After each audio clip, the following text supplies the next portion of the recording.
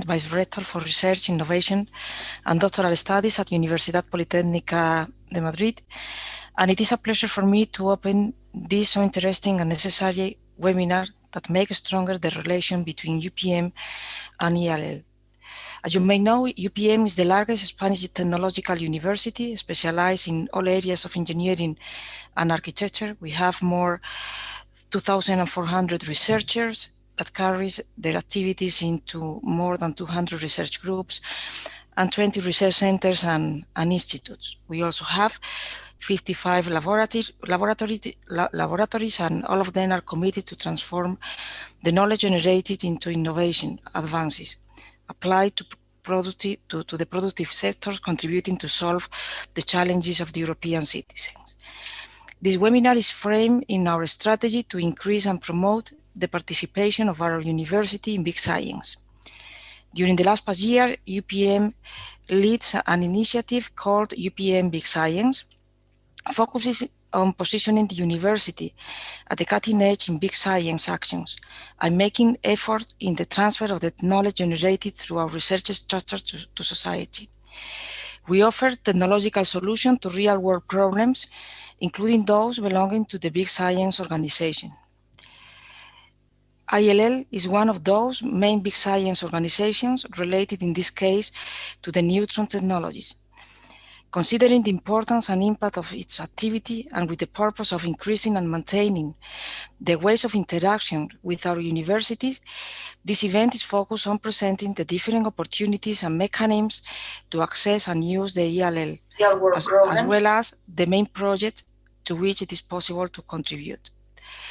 The webinar is co-organized with CDTI and the UN Institute, whose scientific director, Mark Johnson, will take the lead afterwards. To achieve the objectives of the webinar, firstly, a general overview of the Institute will be presented, followed by the Spanish opportunity to strengthen relations with ELL and different ways of using their facilities. Finally, UPM past experiences with the ELL and the Institute own collaborations with industry will be considered. I and the UPM Big Science team hopes this webinar will fulfill your expectation and will turn out to be a fruitful event to contribute to a stronger interaction between the ELL and the academia. Please, Mark, you can go ahead. Thank you very much, Asuncion, and buenos dias, Madrid. So it's a pleasure to be with you this morning. Of course, it would be better to be with you in Madrid, and I look forward to that being possible in the not too distant future. A few words about our collaboration with Spain initially. Spain has been a loyal and long-standing partner at the ILL for more than 30 years, and it's actually now the biggest scientific member at ILL. So there's a very active scientific community in Spain that uses the ILL that we collaborate with, and we're always looking to develop that further. And the reasons are that we continually need to strengthen these relationships, but also the science and innovation in itself is moving fast, so we need to take that into account. And we do that by modernizing our infrastructure and services. And so we need to bring this together and work more closely together in the future. So you'll hear about this morning. Charles Dewhurst in particular will tell you about the modernization program at the ILL. So this workshop really is an excellent opportunity in this context of looking for new opportunities to strengthen this excellent and long-standing collaboration and relationship that we have. And what I particularly like in this workshop this morning is the focus on science, but also technology and industry. And the reason for that is twofold, really. I'm absolutely convinced that in technology and industry, there are very interesting problems that we can help solve. And from a facility director, funding and political point of view, there is also the fact that, you know, working with industry and in technology and innovation is very good for impact. And that's a word that we've all had to learn to use more in recent years. So I'd like to say a few more words about what we've been doing with technology and industry over what's now a decade, really. So I was first involved in it through a European project called the Neutron and Muon Integrating Infrastructure Initiative, which is quite a mouthful. But the European Commission insisted in that project that we host 2 events with industry. And the European Commission's much maligned by the British, but they've gone now. And they were clearly right in making us do that. And they were 2 very good events. And in the follow-up project, which was called Science and Innovation with Neutrons in Europe 2020, so SIGN 2020, we introduced an industry consultancy work package, which had 1.6 million euros and facilitated a large number of facility studies so that industry really could come through the door and try the sort of cutting edge techniques that are available with neutrons and muons, neutrons at ILL. And lastly, and most recently, we set up a PhD program, a Marie Curie co-fund program with the synchrotron in Grenoble. 40 projects, each one of them has a PhD, has an industry partner. So this program's called Innovaction or InnovaXN, and those projects have been selected. So that's no longer an opportunity for you, but it's a very clear indication that at ILL and at the ESRF next door, we're very keen to work more closely in innovation and with industry. So because of that, we have a dedicated unit at the ILL. It's called the Industry Liaison Unit, and that makes the interface between the needs of the industry and innovation community, and we were talking earlier about the language and the way to communicate with them. So it sort of facilitates that interface between these communities and our scientists and the opportunities we have inside the ILL. So very briefly, before I finish, a few words about how we can practically work with industry, innovation, and of course academia, because that's part of the agenda today. So most of the work we do is through what we call our user program, which is 80% of the beam time, and that's free of charge at the point of access. And that can be used by academia and industry, but on the basis that the data become after 3 years, so it's fair data, using that acronym. And there's also an obligation to publish the work if the experiments are successful. And what's very interesting is that there is a lot of industry activity coming in through the user program. Today, we estimate about 15% of the experiments we do in the user program have some kind of industry involvement. I think you'll hear more today about various collaborative projects that we have with industry, and that's a very good way to have a longer term perspective on working together and also improve and work on the training and collaborative aspects of working with new partners. I think Sandra will say more about that in her talks this morning. And of course, there may be a need for proprietary access where the data remains private. That has to be paid for, but we're more than happy to explore organizing that. So that's the few words of introduction that I have. I really would like to reinforce the fact that, while the tradition at ILL is that it's an institute for physicists, that was how things started, but we've grown and evolved to serve chemistry, biology, material science, engineering, paleontology, a whole swathe of extremely interesting activities, and moving this towards innovation and industry is clearly part of our strategy today. So I'd like to thank the organizers in Madrid and at the ILL for putting together this very interesting event, and for colleagues on both sides for preparing the presentations that will provide the future opportunities. So thanks again, and I think it's now my job to hand over to Sandra Cabeza, who is some kind of symbol of this opportunity to work together. She's a former student of UPM, and she's now a permanent staff scientist at the ILL. So Sandra, over to you. Thank you, Mark, and good morning, everyone. Yeah, so as Mark pointed out, the Polytechnic University in Madrid was my home for many years, and it's a pleasure to organize this workshop with them today. And in general, the overview of today is actually to boost this engineering community participation at ILL and projects, and with a parallel emphasis on industry. So I would be moderating the first session of the day. So I will explain you a little bit in these few minutes we have extra how it will work. I would introduce the presenters, and the question time would be at the end. So we would have around 20 minutes for all the questions and discussions at the very end. And you will have the presentations available after this webinar by PDF to all participants with the email addresses. So if you have further questions, or if you want to discuss further projects or access to ILL, we are looking forward for your question and for your active participation. So this set, I think I would start with the introduction of our first speaker, who is Dr. Javier Campo. Good morning, Javier. Just a few words about you. So Dr. Campo carried out his PhD in Zaragoza at the ICMA, that's the Institute for Material Science, and then he was a scientist responsible of D1B instrument at ILL for a long time here at ILL.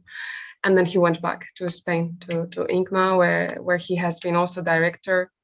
And he is, of course, in very close collaboration and work as a Spanish delegate at the ILL steering committee and chair of the Spanish committee for larger scale scientific facilities. So Javier, if you want, yeah, the floor is yours. Okay, thank you very much, Sandra. Then I would like to start by giving thanks to the organizers, in particular Politécnica de Madrid and the ILL, and of course Sandra and Steph for this initiative. I will, in my role today, is to introduce the ILL, and in particular the Spanish participation at the ILL, at the Institut Lau Langevin.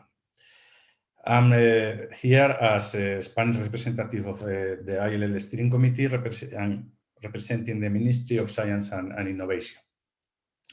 This is the outline of this short presentation. I would like to introduce a little bit, giving a short introduction of the ILL.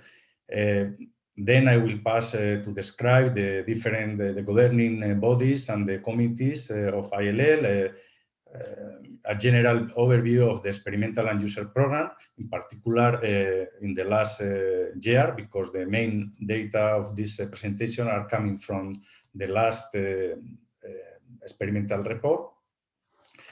And then I will focus on the different memorandum of understanding that Spain is signing with ILL since the very beginning in 1987. I will describe the Spanish users some characteristics of the Spanish users going to ILL. The experiments, I will focus on the use return and the scientific opportunities at the ILL. Then ILL was founded in 1967 in Grenoble due to the good friend, the friendship of Louis Snell and Heinz Meyer-Leibniz.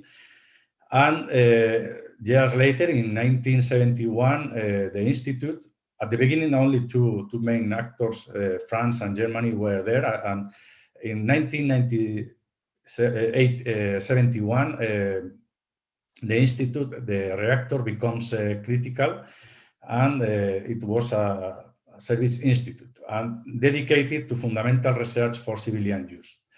2 years later, in 1973, United Kingdom joined the project as a full member, and Spain joined the Institute as a scientific member in 1987. We were the first scientific member. Then Switzerland and others joined the ILL as scientific members. Some technical data of ILL. You can see here the cupola of the ILL. And here in the, I don't know if you see my pointer, maybe it's better to use here. Is the reactor. You can see here a very nice picture of the reactor when it was replaced in 1991. You can observe here the different beam tubes and the primary refrigerator circuit. It's here. Is a reactor with a nominal power of 58.4 megawatt, which is quasi nothing if you compare with a power plant. That produces here at the core around 10 to the 15 neutron square centimeter per second. It runs more or less 50 days per cycle, and it uses around 7 kilos of enriched uranium. That is burned only to 30%. Here in this picture, you can observe the typical Cherenkov radiation from the top view of the swimming pool, from this view here. This institute has, this facility has around 38 instruments, of which 29 are operated directly by ILL, and 9 of them are operated by the collaborating research groups. In this, from these research groups, Spain has two instruments. One is D1B that we share with the CNRS, and the other one is it's the project Extende, which is for the moment is in commissioning area, in commissioning phase.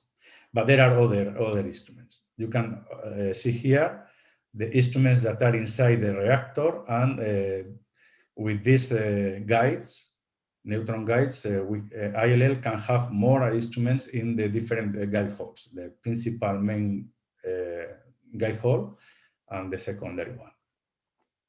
Here you can see one picture of D1B with this detector that was built by a Spanish project and by 85% by Spanish companies.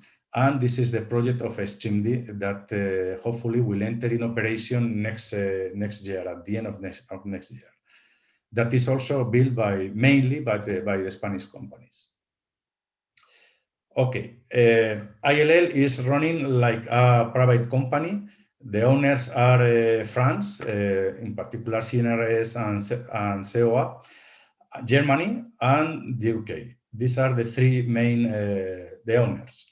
But they accept scientific members. Among them, Spain was the first one, as I told you before, in 1987. And nowadays we have using 4.5%. We are paying for 4.5% of the beam time. There are also Sweden that is at the same level, and others with a small level. These are some figure.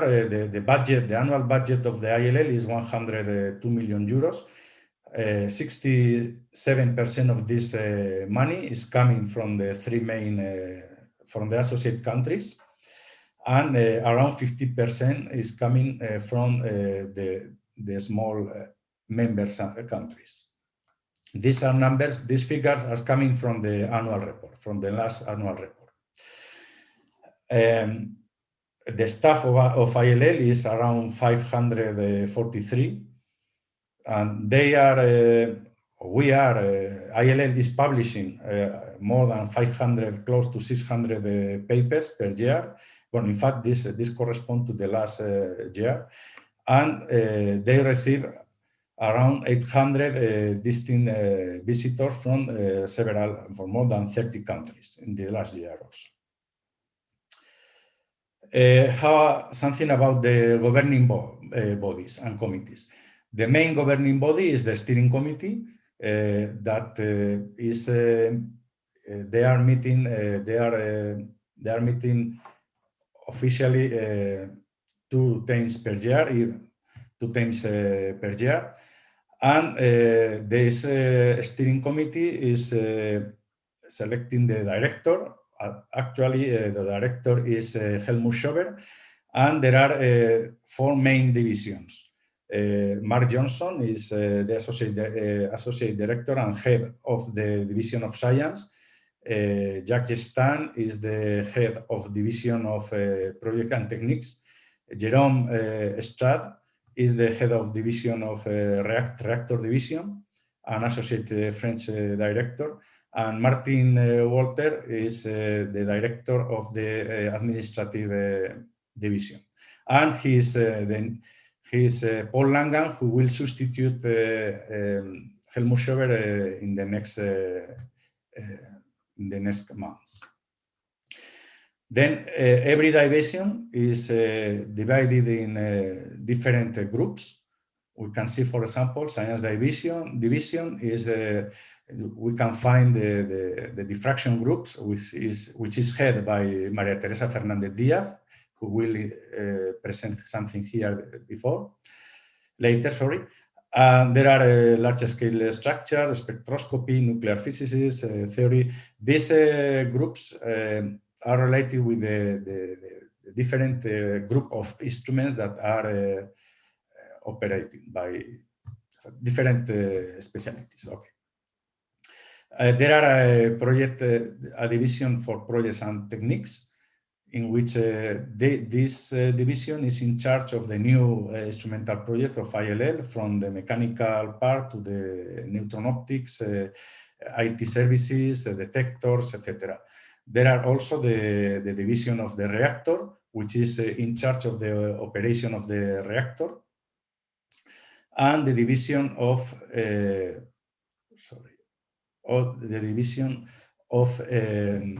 administration, human resources, purchasing, etc. Here, for example, I showed you one meeting that the steering committee had 4 years ago, no, in 88, sorry, in 2018, sorry, at the Spanish Ministry of Science and Innovation. Here, in this moment, we commemorate the 31st anniversary of the entrance of Spain at ILL. Something about the experimental and user program. In the last year, ILL did 884 experiments, including CRG experiments. In this, the reactor was operating during 96 days. Not every year the reactor is working during 4 cycles. Sometimes due to the maintenance and operations, the reactor is working less number of days. For example, in 2020, of course, due to COVID and other due to COVID, they operated only 96 days. Giving 96 times around 40 instruments, giving around 2,200 days for experiments. And in the last year, they received around 1,000 visits. As I told you, around 800 different users. The scientific life of ILL is classified in different disciplines that we call college, and each discipline has a subcommittee in order to evaluate the different proposals sent by the users to these different disciplines. You can see here in the graph that the main disciplines are those related with magnetic structures and magnetism and crystallography, and also soft matter, which is college 9, is also very, very important. The number of days allocated to the different countries participating at ILL is in this column. Here you can see that Spain is using in the last year more than 5%, around 5.4%. Remember that, remember, no, I'm telling you that we are paying for only 4.5 and we are receiving 5.4, more or less. Something about the Spanish Memorandum of Understanding. The first one was signed in 1986 by the director Wolfgang Glasser and at that moment the president of the Commission of the CICIT, Interministerial Commission for Science and Technology, which was Juan Rojo. And this Memorandum of Understanding allow to the Spanish community the use of 1.5% of the ILL being time at that moment. Because the ILL sometimes, as I told you, is running for 4 cycles or 3 cycles, etc. But anyway, 1.5 at that moment. In the last Memorandum of Understanding, which is covering the period 2023, is stipulated that since the beginning, Spain has been scientific member of ILL continuously, and the last MOU will cover this period 2023, will be signed to cover these 5 years. We will have the same conditions that Spanish scientists will use the ILL in the same conditions that all the scientists, in particular scientists coming from the associated countries, and the MOU is stipulating that we will pay 4.5% of the budget of ILL and we will receive 4.5% of the available beam time. Available beam time is a relative number because it depends. If the ILL is stopped, we will receive nothing. If ILL is running 24 cycles, we will receive this number of percentage. All the positions of ILL are open to the Spanish candidates. All the Spanish scientists and engineers can apply to be eligible for a post at ILL. Spanish companies and institutions are considered for ILL invitations to tender. This is important also in this meeting today. And we will have 5 equivalent positions for thesis or postdoc. And also the engineers can be eligible for these equivalent positions. The Spanish scientists will participate at the selection committees for the proposals in this college that I showed you before. And we have Spain can send 1 observer at the steering committee. And also, this is very important, we can participate at the different collaborating research groups at the ILL, according to the rules of ILL. Some figures about the evolution of our participation of the Spanish community at ILL. You can see here in the dark blue line that this is the ratio between this is giving you the participation of Spain at ILL, the ratio of the beam time that we receive, and we are paying 4.5%, but you can see that in average we are every time more or less in average around 5, which is interesting. And the number of allocated days for Spanish experiments. When when you see that the number of days decrease, is because the number of days of ILL is also decreasing, due, for example, to maintenance or to the other problems of ILL. Okay, here we can see the number of publications that have Spanish users, and the number of publications is around, you can see here, 11, 13% of the ILL papers, of the papers that are published with the ILL affiliation, with the ILL authors, and with the ILL and with the Spanish affiliations is around 13%. Remember that we are entitled to use only around 4.5%. That means that our community the production is very good if we compare with the mean time that we are entitled to use. Here the publications with no ILL authors in this light blue, and in dark blue the publications with Spanish scientists and ILL authors. The total number. Around, you can see here around 55 papers per year in the last 20 years.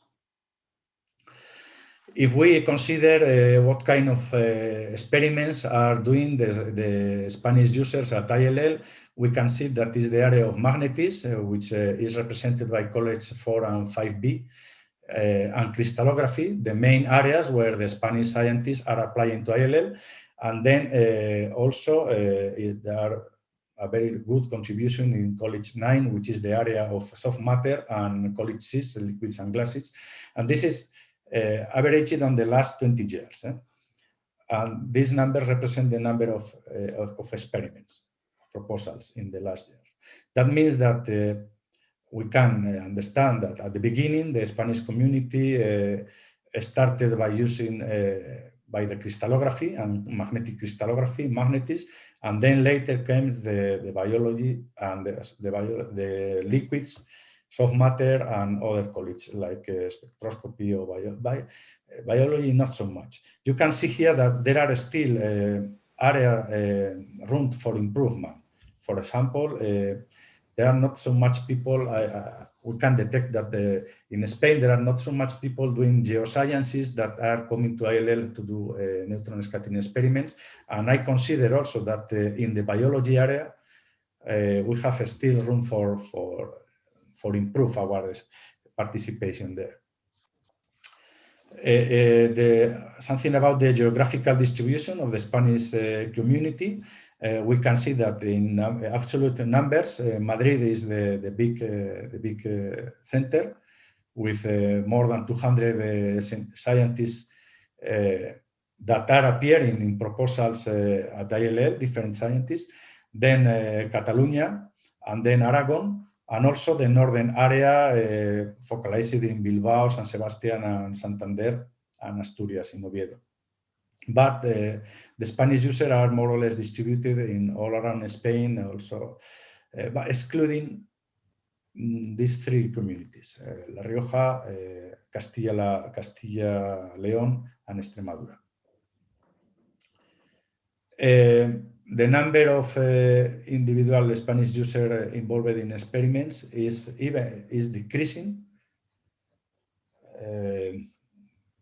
You can observe here a big decreasing in these 2 points. Sometimes it can be indexed also with the money that the Spanish community in general is receiving for science. Maybe sometimes this can be indexed with the financial crisis of the country or something like this.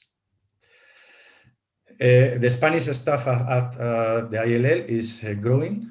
At the beginning, only a few people, Juan, Jose Luis, were there at ILL, and the Spanish PhD students, Maria Teresa and José Luis García Muñoz, and then other people came to ILL as permanent staff. And nowadays we have more than 15 people employed there at the ILL. Something about the use return. The use return can be defined by this formula: is how many is purchased in every country divided over the overall purchasing of ILL, and the ratio between how much money is which is the money that the country is putting in the overall budget of ILL. This can be a good definition for the use return in purchasing. And we can observe that in the last years, I will take out this because,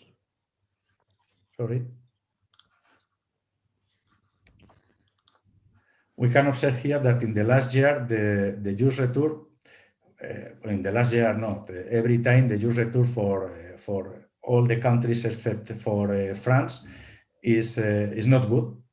For Spain, the use return is, we are every time far from the use return. And in the last year, the use return for Spain is not so good, but you can see that it's comparable with the one of the United Kingdom. Even some year is even better. For that reason, in the last memorandum of understanding, the Spanish Ministry for Science and Innovation is putting attention in the purchasing policy. We want that the Spanish companies apply for you can see here the different points that are written in the last mode. Spanish companies must be considered as ILL invitations to tender. The Spanish Ministry have a purchasing advisor, which is at this moment Manuel that we'll talk later, and ILL is informed by this purchasing advisor. The role of the purchasing advisor is assist to ILL to identify and selecting the Spanish company. ILL will inform to the purchasing advisor of the type of procurement during the following years, and the advisor will assist the ILL to maintain a list of potential Spanish suppliers. And ILL, of course, will invite this Spanish supplier to tender for the different contracts that are at ILL. And ILL recognizes this, that Spain is far from the use return, and we need to implement together Spanish Ministry of Science and Innovation and ILL a kind of policy in order to approach the use return. We know that is difficult because ILL is located in France, and there are a lot of things that only can be done by the French companies, but this is the goal. And going to the opportunities of academic careers at ILL, also all the Spanish scientists from Spain can be considered for Spanish, and engineers can be considered for to have a post at ILL, and in particular in the last contract we have room for 2 Spanish postdoc or students or equivalents, and these 2 funded PhD or financially equivalents, and in addition 3 postdoc positions. That means that we will have 5 equivalents, and this includes engineers. Engineers are also eligible to apply for these positions per year. This is per year. And on top of this, of course, the Spanish students can apply for the PhD program, the general PhD program at ILL. Of thesis at ILL. There are more information at the ILL webpage in careers. You can see here the job vacancies for scientists, engineers, etc. The general PhD program of ILL, programs for internships for young students. And I recommend the students to visit this webpage. And as conclusion, Spanish Ministry for Science and Innovations appreciate very much the ILL commitment in regards to facilitate this long-lasting and fruitful Spanish membership at the ILL. We recognize also the strategic importance of the membership of the Spain at ILL to allow the Spanish research community to maintain its excellence in neutron science and technology, to take full profit of the future of the European spallation source. And still we have room for improvement our Spanish participation at the level of new users, because there are new disciplines that we consider that can be new users. There are still room to send more PhD and postdoc students and engineers to ILL, and we have we need to improve the user tools. If you want to have more information, you can ask to the international, to the Subdirectorate for Internationalization of Science and Innovation at the Spanish Ministry of Science and Innovation, and of course at the ILL web page and ILL annual report, and that's all of. I'm ready to reply to your questions. Thank you for your attention. That's all. Thank you very much for the complete presentation, Javier, about ILL and all the Spanish opportunities and history here. So we are a little bit tight in time, so I would try to keep with this schedule, and that's why I'm moving to the next talk, and we will have the questions at the end. We have over 20 minutes at the end of the session for all the questions. And in the meantime, I remind everyone that you can start writing the questions in the question and answer section. You can see down at the center in the Zoom webpage. And so then let me introduce you the next speaker, who is Charles de Boost. Morning, Charles.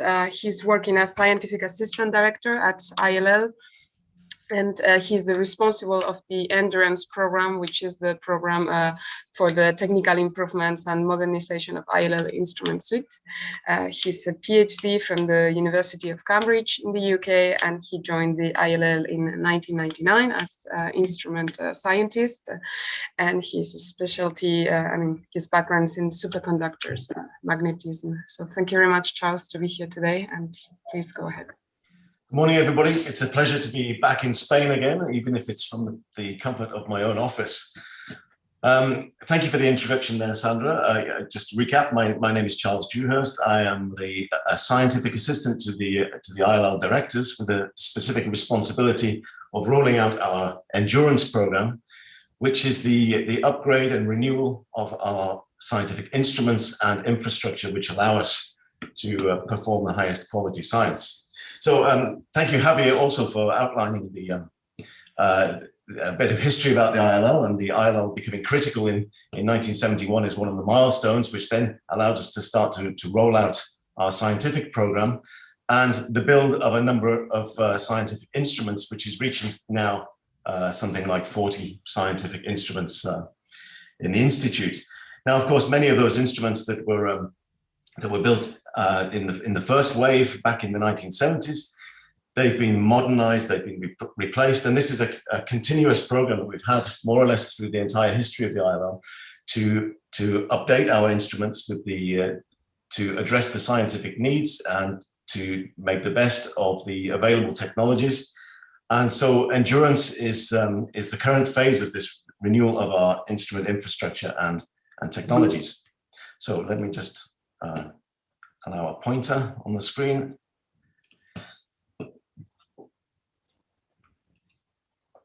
Laser pointer.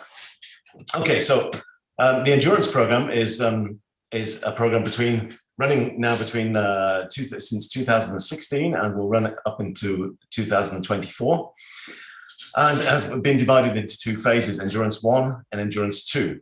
So the first phase of Endurance 1 ran between 2016 and 2018, and then Endurance 2 is between 2019 and to the end of 2023, just slipping into 2024 with the final rollout of our instrument suite. And it involves something like 60 million euros of investment by our associates into our instruments and infrastructure, and encompasses something like 30 projects, which involve new instruments, upgraded instruments, and the infrastructure which allows us to run these instruments. So here is a map of the ILL, a schematic map of the ILL, highlighting the reactor here, the core of the reactor, and then our two neutron guide halls, the large IL-7 guide hall and the smaller IL-22 guide hall, and instruments within these guide halls and instruments within the reactor building itself. And highlighted on this map, I've marked all of these 30 instrument and infrastructure upgrades that we're trying to achieve within this time frame of endurance. So you can see it's quite a busy place. It's busy out in the guide halls, the reactor, in renewing our instrumentation and our infrastructure. So on the surface, this presentation may look like about our scientific instruments and the science that can be, the great science that we can do with these instruments, but there's also an underlying theme that in renewing all of this infrastructure, of course, there's a lot of procurement and a lot of manufacturing that goes on in providing these new capabilities. But really what's driving the modernization of the instrument suite are the technologies that are available to us. So for example, now we can use advanced computer simulations and modeling tools to really up the performance of our instruments and investigate how to best optimize our instruments. There's been great developments in reflective coatings, which are important for example, neutron guides. These are the glass tubes, if you like, that operate in a manner very similar to an optical fiber in carrying our neutrons away from the reactor and out to the suite of instruments. Its neutron guides are the key critical component which allow us to put many, many instruments on a single small reactor. Many developments in neutron optics and precision mechanics, so we have highly precise double focusing monochromators allowing intense beams of monochromatic neutrons on some of our instruments. Our detector technologies have evolved enormously since the early days of neutron scattering, and now we have scalable technologies, for example, in using in tube-like detectors where we can simply add more and more and build larger detectors covering more area, counting more neutrons, and getting that increase in instrument performance. There's new classes of instrumentation that we're addressing in endurance also. So for example, we've introduced neutron imaging, which is highly relevant to the engineering communities as well as the scientific communities. ILL has been relatively slow on the uptake of neutron imaging compared to some other institutes, but we're now getting up to speed, and we have a project to rebuild our first, let's say, prototype instrument that we made into a fully fledged instrument in the user program. We've got developments, for example, in spin echo, where we've progressed onto a wide angle spin echo instrument, WASP, and new techniques such as fission fragment spectroscopy with an instrument called FIPS, which is actually shown down here in the right-hand corner. This is actually a gamma ray spectrometer, if you like, where the neutron irradiation induces fission in a target sample, and then by energy analysis of those gamma rays, you can tell a lot about the nuclear processes that are happening in these fissile events. So I'm going to give you a roundup of what we've been able to roll out in the endurance program so far to date since 2016. And one of the first instruments delivered was this instrument, FIPS, for nuclear and particle physics, as I said before, looking at fission processes in specific elements and materials, given by this measured by this gamma ray detector array. So this was a relatively straightforward instrument to put in place. We had a beam position available. We had to buy these gamma ray spectrometer detectors and mount this all in the position with some mechanics. In fact, the mechanics for FIPS was made in Spain, if I remember correctly. There is a second phase to this project, which is to include a mass spectrometer. So this is called the GFM, the gas-filled magnet, and it actually works as a mass spectrometer. Not only then do we measure the gamma rays that are emitted from these fission processes, but we can actually measure the mass of the fragments that are emitted in the fission process. So that's in a second phase of this instrument, foreseen for the end of phase 2 of endurance. Iron 5 is one of our flagship instruments, and it's a cold neutron time of flight spectrometer. So this is measuring energetic processes, and using cold neutrons, you're then accessing the lower energy processes that compared to some of our other instruments, which can measure higher energetic processes. And here we've in a very rapidly executed project, we've replaced the incoming neutron guide and the guide right up to the instrument. And this is not just a simple neutron guide. This is a double elliptic focusing neutron guide. And what that does is it focuses those neutrons down onto a hot spot on the sample. So you get a massive increase in intensity on this sample. So we've got a gain of something like a factor of 3 in neutron flux at a wavelength of 4 angstroms. But importantly, we've got massive gains of the order 10, an order of magnitude at the shorter wavelengths, which then gives us a very good overlap with our other instruments, the thermal instruments. So we've achieved massive gains there from these new technologies in neutron optics in allowing these focusing neutron guides. Panther is, if you like, it's the complementary instrument to this Ion 5 instrument. Panther is a thermal time of flight spectrometer. So here we're looking at higher energetic processes. So we're using what we call thermal neutrons at slightly higher energies. And this has been an instrument project that we've accelerated through the process of endurance, because it was decoupled from any guide infrastructure. And so it essentially could be an instrument project we could roll out as fast as we could. And so Panther was commissioned in 2020. So last year, during the COVID pandemic, we managed to run 2 reactor cycles, and the instrument has been commissioned, except for a cascade of 5 background choppers, which are due to be installed in our next long shutdown when they arrive. So currently the instrument is using its old background choppers, but the overall gain in performance of Panther compared to its predecessor Ion 4 is expected to be around a factor of 60. Some of those gains come from increasing the area detector, the size of detection that we have on the instrument by a factor of 2. We've got gains in the performance of the incoming neutron optics and the intensity on the sample by another factor of 2.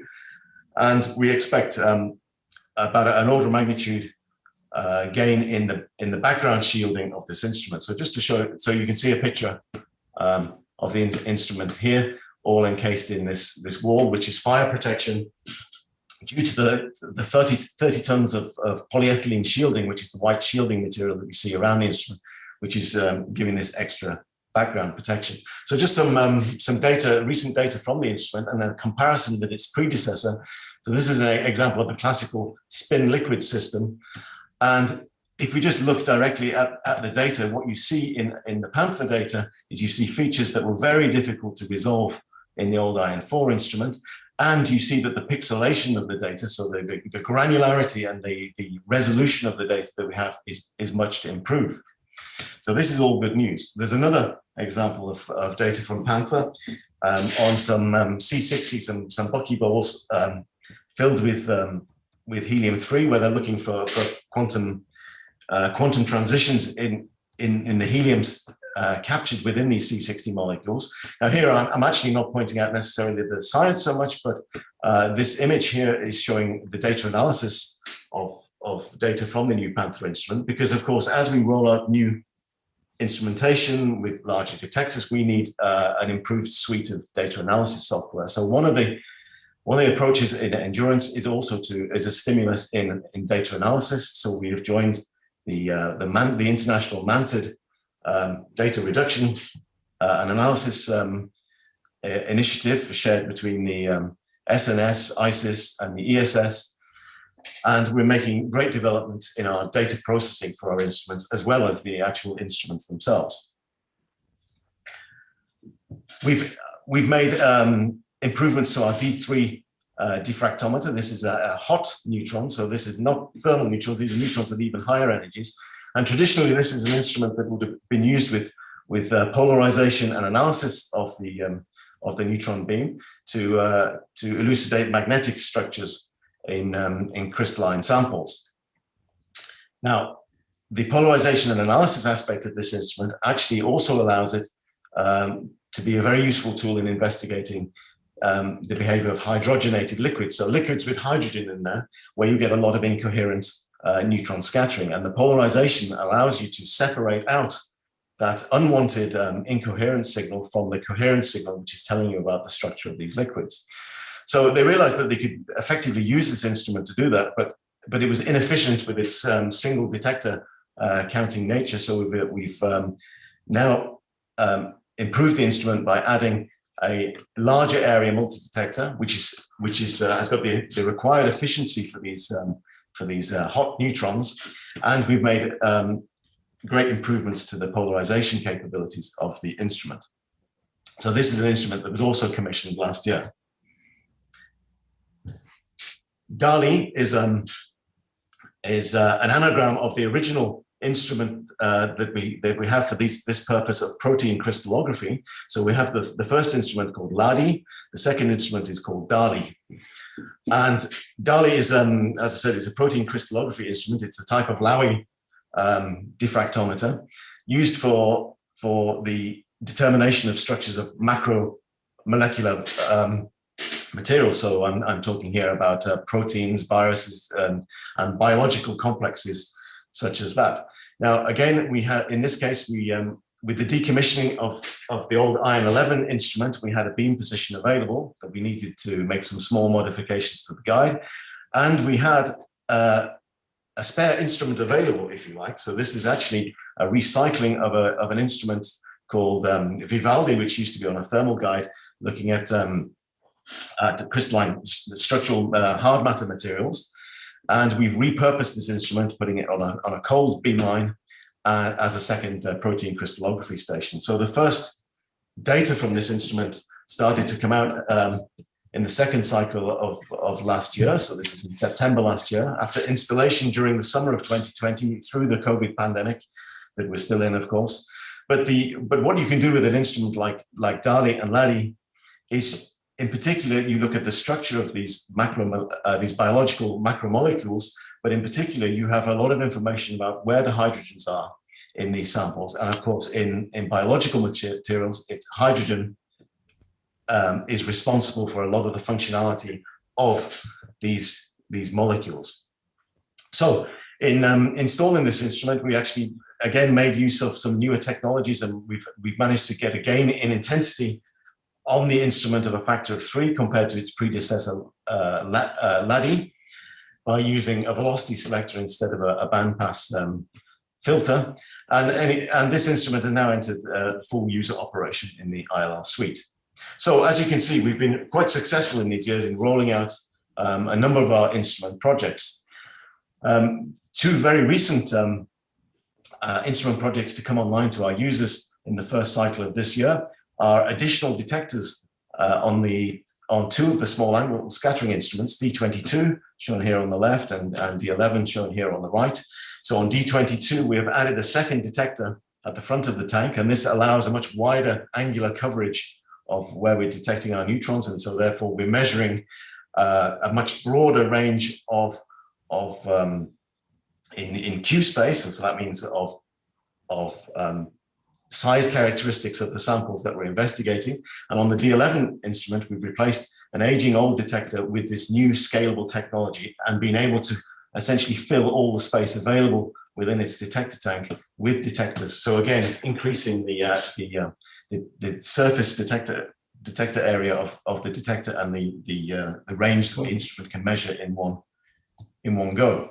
So there's some examples of some data here from D22 showing the rear detector and the front detector and how that data all knits together to give you the scattering curve, which is telling you about the structural properties of the samples in the beam there. And you see there's a really nice overlap in the range of the data covered by the 2 detectors, and the overall dynamic range that can be measured in one shot has been increased from about a factor of 24 for the single detector to now a factor of 200 using the 2 detectors together. Similarly for D11, showing data from the new detector there.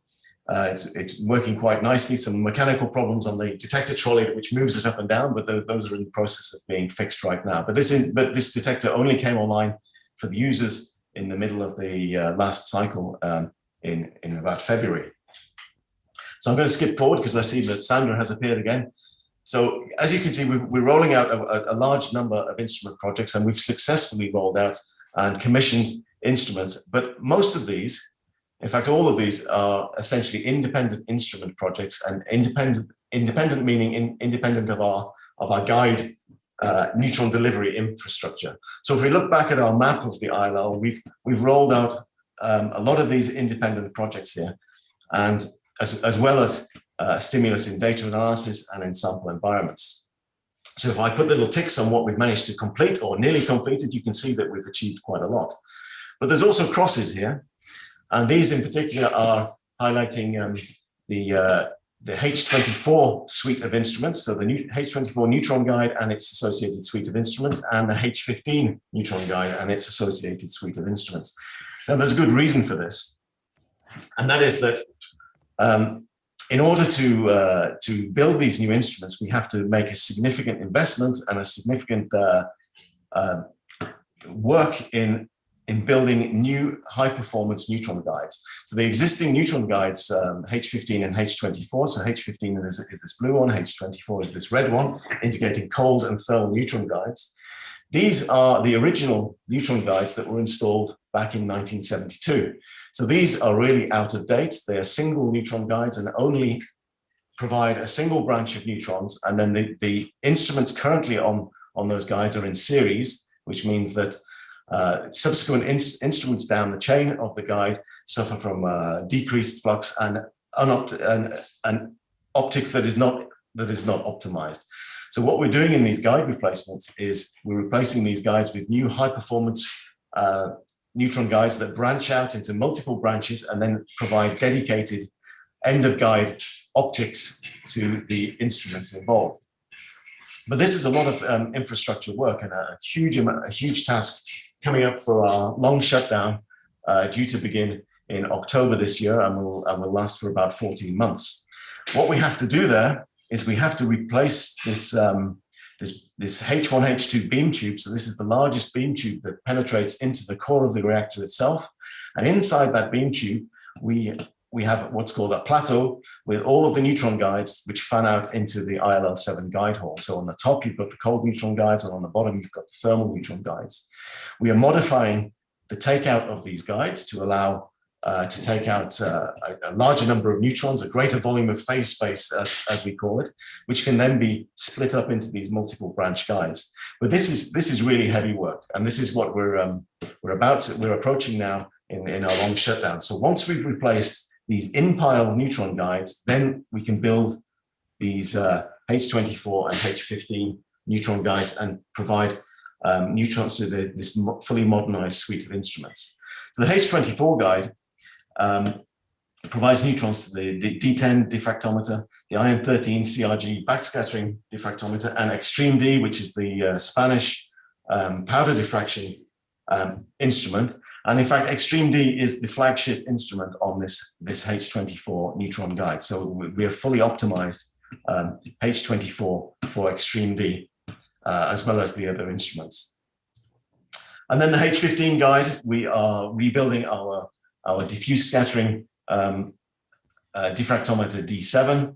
We have to displace and rebuild the D11 small angle scattering instrument in order to pass additional neutron guides through the guide hole for additional instrumentation. So for example, SHARP, which is a CRG instrument through the LLB in Paris, and also a fourth small angle scattering instrument called SAM, again, a CRG instrument through Paris. So you can see that we've got a large amount of work to achieve in the coming months in our long shutdown, 14 months from October this year, in rebuilding all of this infrastructure and essentially remodeling a very large part of this ILL7 guide hole.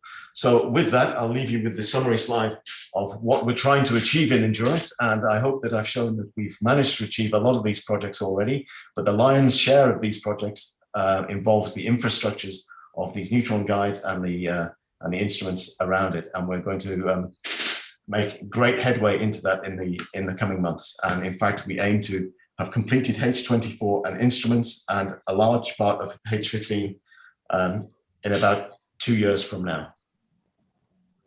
Thank you. Thank you very much, Charles, for this complete talk about the full program. So I would just like to emphasize not only the huge scientific work behind to design all these upgrades, but also the massive industry work behind each of the works, and of course the organization, because all this goes together with our cycling and user service planning and maintain this user community. So these upgrades we hope will be very much welcome from the user community. Absolutely. Okay, so let me present the next speaker, who is Maria Teresa Fernandez Diaz. So Maria Teresa is the head of the diffraction group at ILL since 2016, including 13 instruments, and she also started her career in Madrid with her PhD at the Universidad Autónoma. And she continued at LLB in Saclay, and since 1994, she's working at ILL as expert in powder and single crystal diffraction. So thank you very much, Teresa, for being here today, and I give you the floor. Okay, thanks to you and to everybody to attend this meeting, and I'll start by sharing my screen as a first step. And I would like to say that I will continue giving different perspective of the ILL, but probably you will listen or see things that you have already seen or you are going to see afterwards. But as I said, in a different perspective, because I'll give it from a scientific point of view. And I will start by a question: why we use neutrons? Because okay, they're very rare they're difficult to produce. There are very few places where they're available, and with instrument with a relatively low flux. And so the answer is that they have three main characteristics that give a specific interaction with matters. The first one is that it's a nuclear particle. And the second is that it has an intrinsic magnetic moment and no charge. The first characteristic means that they interact with nucleus through a nuclear interaction, which is a very short range interaction. The second is that there's another type of interaction, which is with ampere electrons via magnetic dipole interaction. And the third one is that they have no charge. So they're not perturbed by electromagnetic fields. And so they can deeply penetrate in matter compared with electron of X-rays. Okay, so that means that taking into account this interaction, we can see that the atoms are seen in a different way than with other proofs like X-rays. And in particular, in X-rays, everybody knows that the signal is related to the atomic number, and so the hydrogen or light atoms are very difficult to be seen compared to big atoms. On the contrary, with neutrons, this signal is randomly distributed in the periodic systems, and we can see that light atoms might give a signal as strong as the others, and that we can have a very big contrast in between neighboring atoms, but mainly is that we can see hydrogen or deuterium. So taking into account these features, we can determine very precisely the positions, and I'll put my pointer, very precisely the atoms, either hydrogens or other atoms, but also we can see the orientation of the magnetic moments of magnetic atoms at the same time. But this is when we extract this information, taking into account exclusively the elastic scattering. That means that the change of direction of incoming neutrons.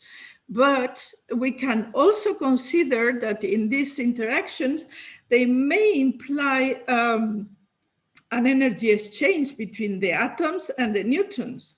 And that is what is called the inelastic scattering. And by it, oh, well, I don't know why I cannot continue. Okay, now yes. By this interaction in elastic, we can see also the dynamics, and so have information about the collective movements of atoms or even the spins, and having then a very complete picture of the whole behavior of the system. So we see that there are many different aspects or properties of materials that we can study with Newton, and we have seen a whole suite of unique instruments that Charles has presented us. And but although they're unique, as I said, they're suited to address particular investigation. We can gather that, or at ILL, they are gathered in 4 instrumental groups, namely diffraction spectroscopy, larger scale structure, and nuclear and particle physics. And so we, with a diffraction instrument, we found the structure information of the material with the distances and arrangement of atoms.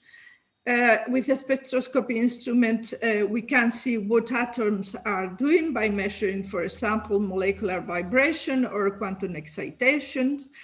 And in the case of large-scale structure, we have, for instance, the small angle neutron scattering that we've seen. We have expanded the detectors to measure up to the nanometer structures, and that may be critical to understand in particular biological systems, but also quantum phenomena.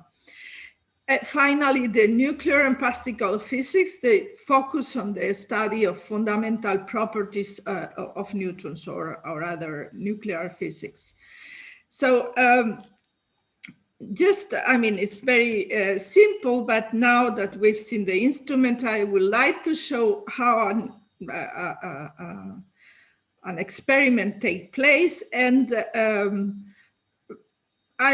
of course, I'm mostly referring to diffraction experiments, but the principle is quite general. So basically, we send a known branch of neutrons as a probe to and analyze the output.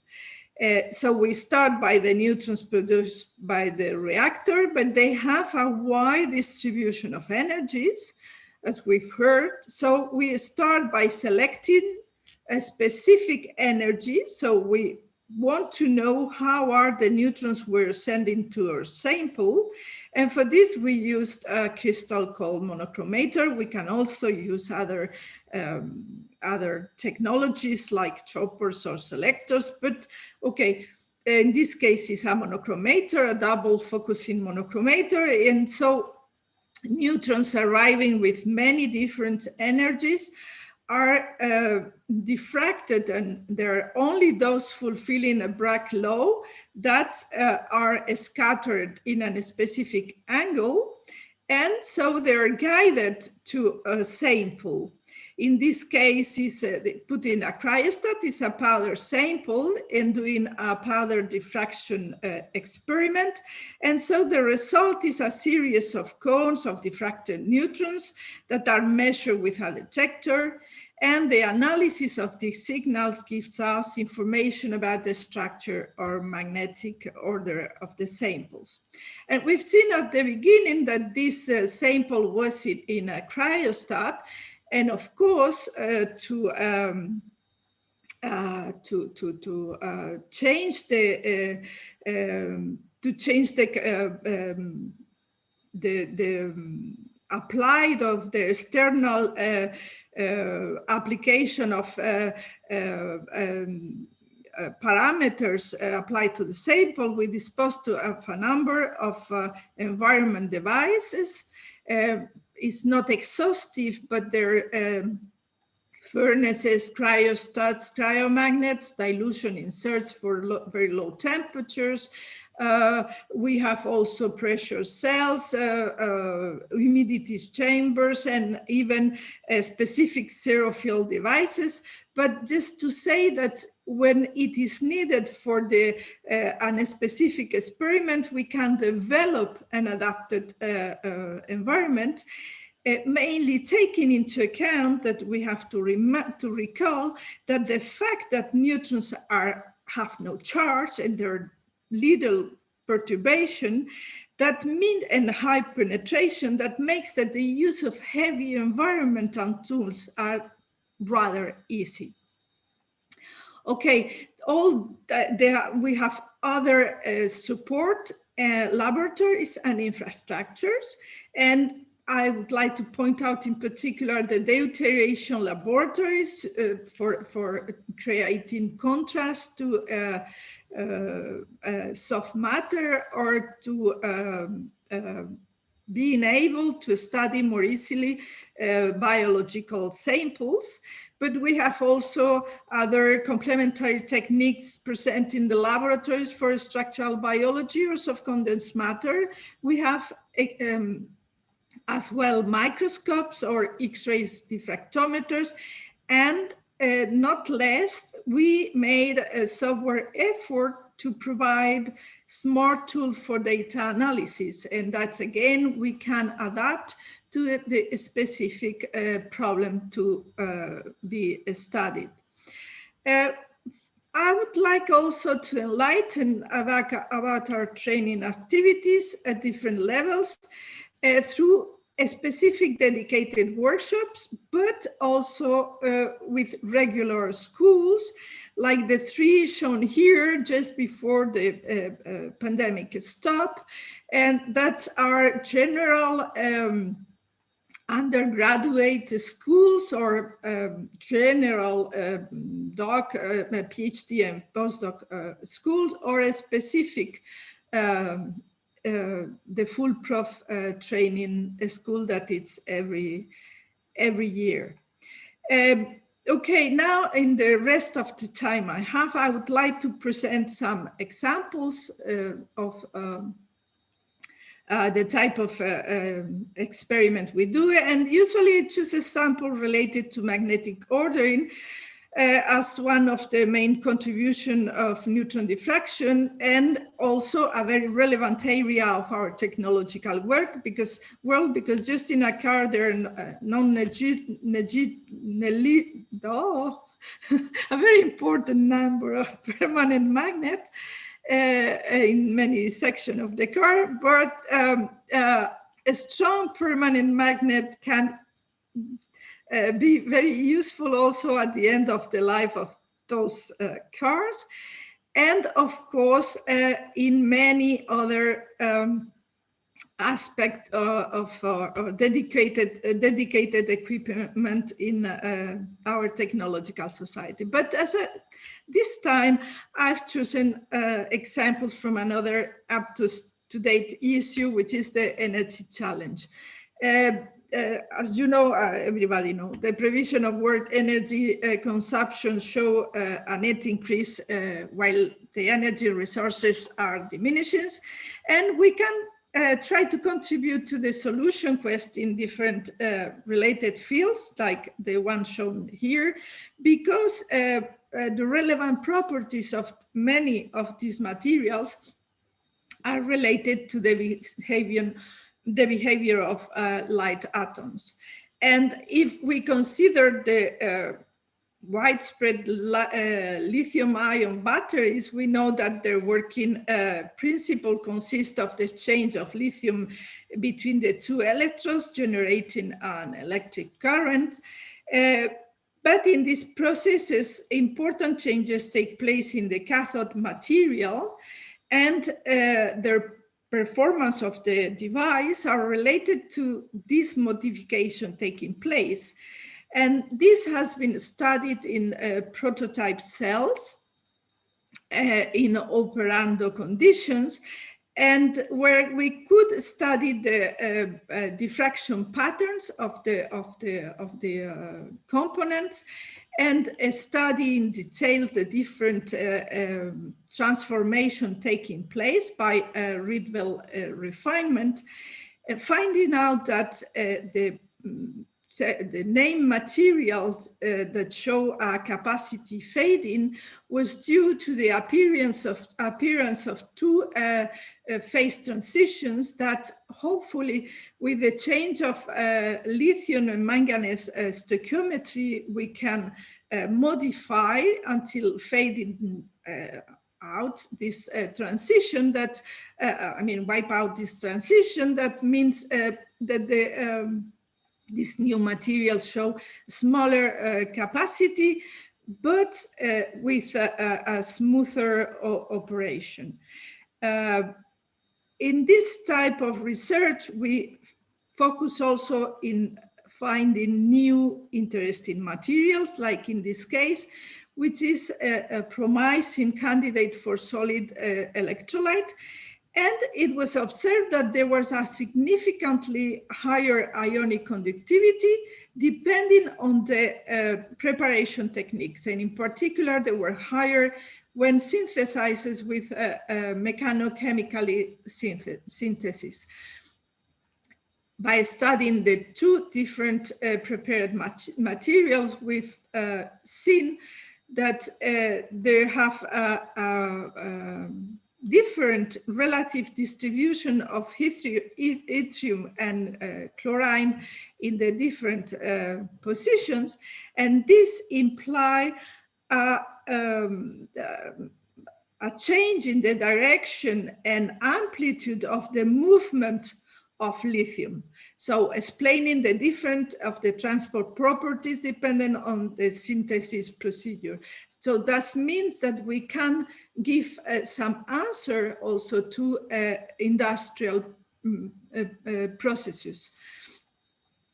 And the next example, which is also related to probably future energy storage or fuels, is the one related to gas storage, hydrogen in particular, and is centered in clathrates.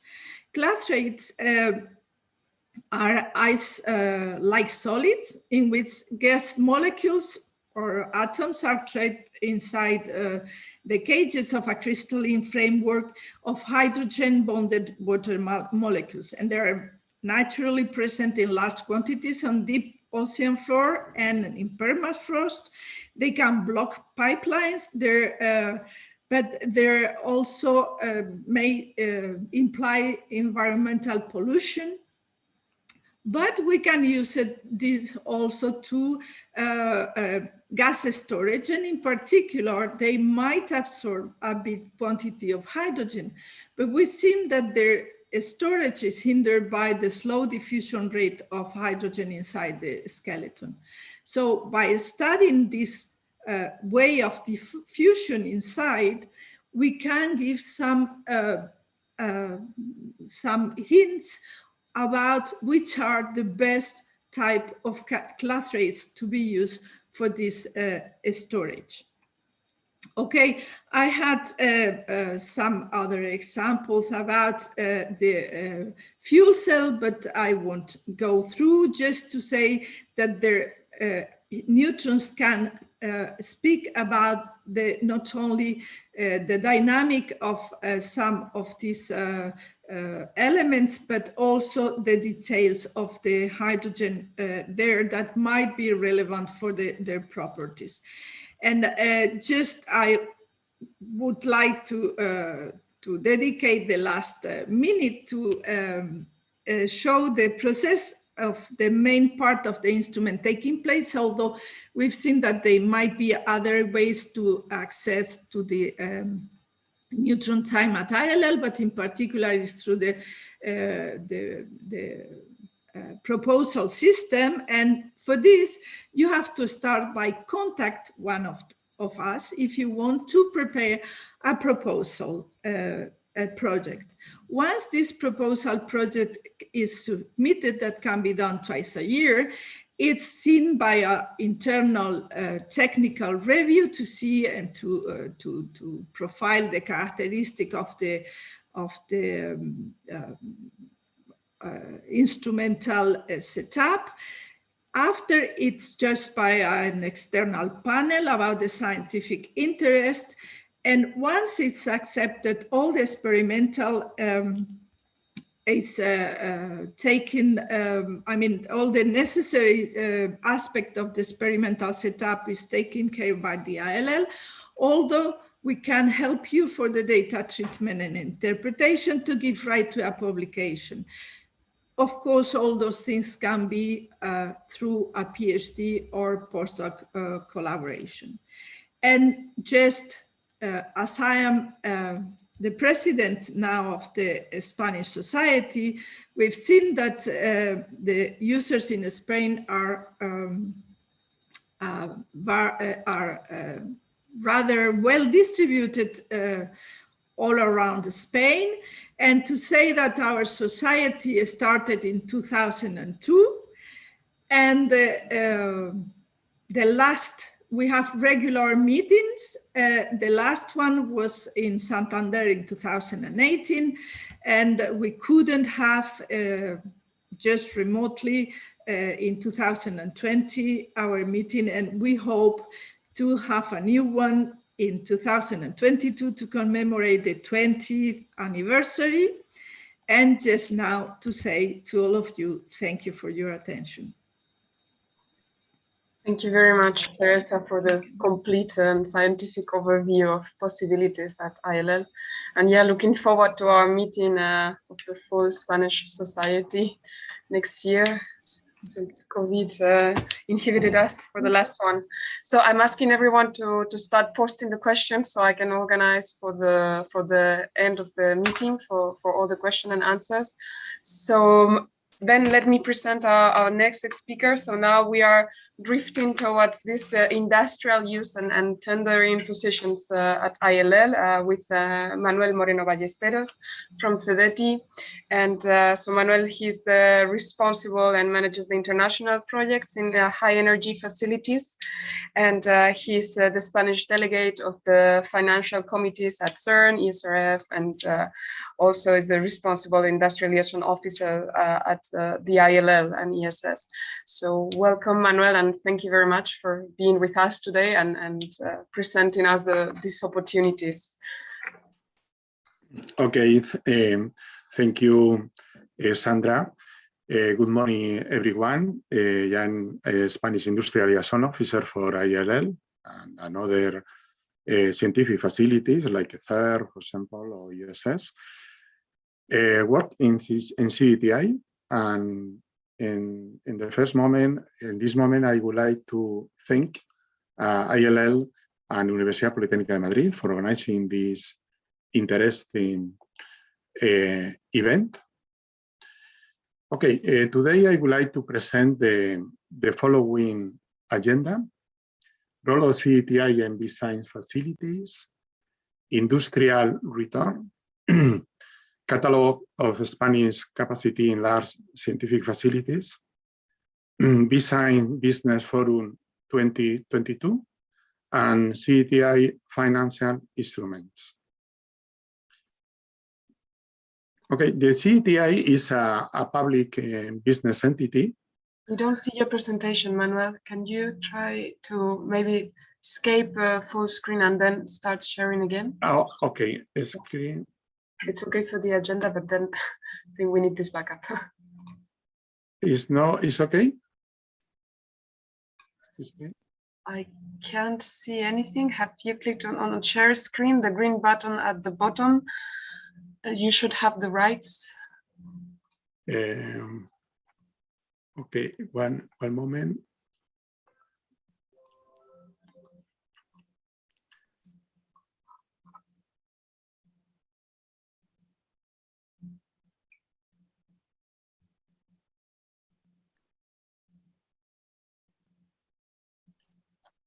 Yeah, now it's good. Thank you. That is good? Yes. Okay, sorry about that. Okay. It's okay? Sandra, it's okay? Yes. Yes, we see full screen now. Thank you. Okay, okay. Okay, okay, the CDTI is a public business entity. It depends on the Ministry of Science and Innovation. And this ministry contributes to the 14 international research facilities. And the CDTI only to work in the facility in the particular physics, like CERN, ESF, XFEL, ESS, and ELL.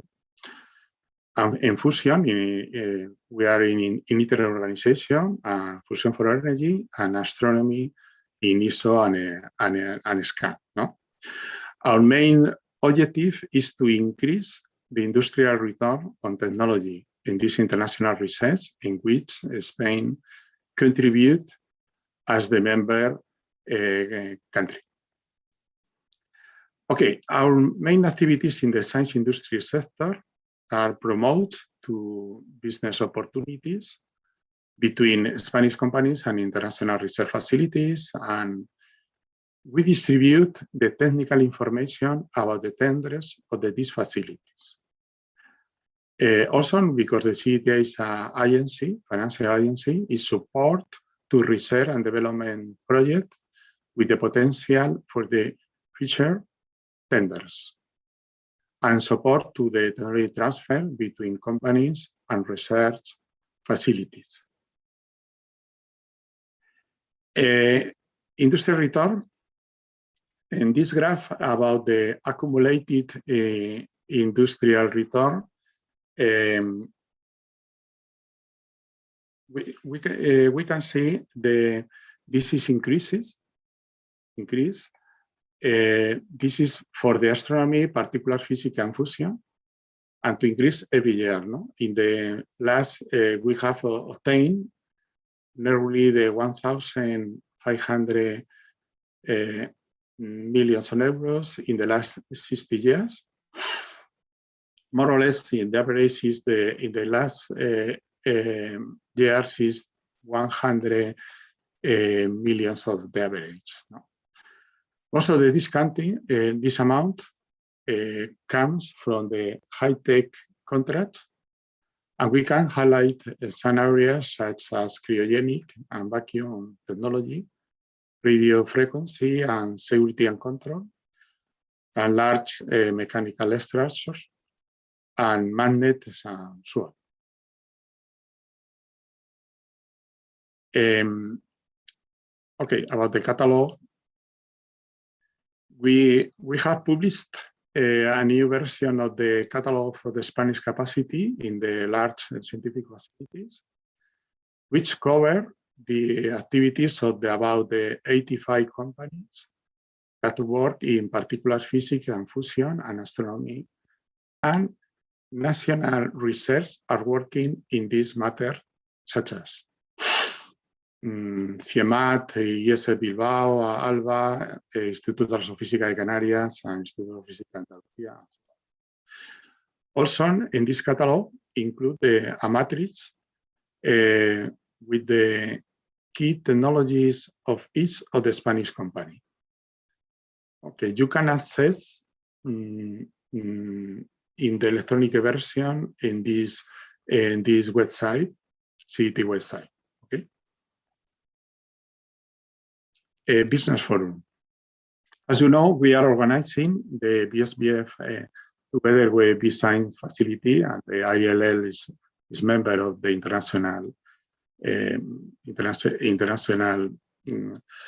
meeting, and we would like to inform you that the BSBF 2021, due to COVID, we have postponed it until 4 October 2022. BSBF 2022 will be in Granada at the Granada Congress Center with the same program and under the same condition BSBF 2021.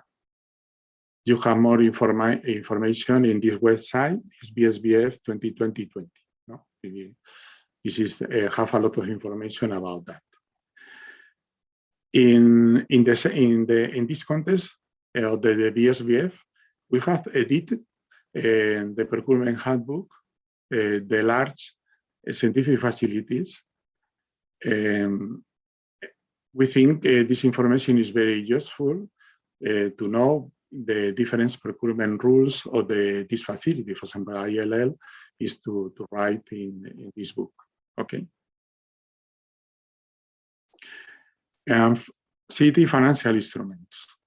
In general, CDTI is a financial agency, and CDTI support and extensive grants of the activities and innovation companies with different financial instruments.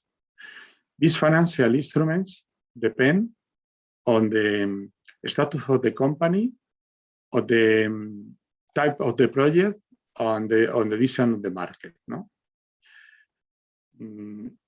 You can find the detailed information in the CDTI website. However, today I would like to highlight only the projects where academia, research laboratories, and institutes and industry can collaborate in this project. For example, in the research and development project or the Cervera program. And the main characteristics of the CDTI research and development projects are the first is the objective of this project is to create a new production process and product or service or a significant improvement to existing ones. Second is these projects are for the one company or for a consortium and can incorporate as collaborator research laboratory and institute. Third is account for application to all technology areas and industrial sector. Now, the interest rate is 0%. For the project for the B-sign market, no reimbursable rate is 33%. This is now the maximum rate. Minimum budget per company is 175,000 euros, and the open call is permanent. In our website, have a more technical information about this project. Another project of the research and development project is name is CIEN. CIEN project is this financial is applicable to large national industry research projects in the strategic areas of the future and with potential international projection. These projects are for a consortium. This consortium must consist of the minimum of the 3 and maximum of 8 companies. And one will be considered a small and medium company. No? Also, the relevant in participation of the research agencies, OPIs, are mandatory in this case, at least 15% of the total approval project budget. The main characteristics are following. First is these projects can be developed over 3 or 4 years. Financing 85% of the total project. Now the interest rate is 0% and no reimbursable rate is 33%. And third, in the industrial research activities must be more than 50% of the total budget. And the budget of the minimum budget is the 5 million euros of the project. It is open call is permanent. This project in the CDTI. No? In our website have more information, details, and so on. No? The another project is Cervera program is for the typical for the technology centers. They are we have two complementary actions. Is the first is the research and development project Cervera transfer, and the second is aid the strategy programs of the technology center. No? The first research and development projects is the Cervera transfer. The proposals of this program is the collaboration in priority technology between companies and technology centers.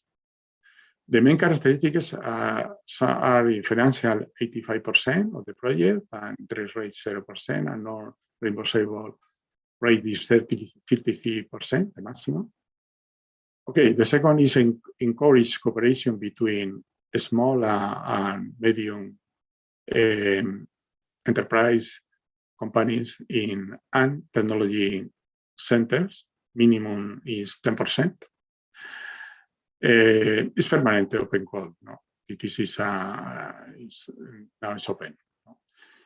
The second is aid to strategic programs, technology centers.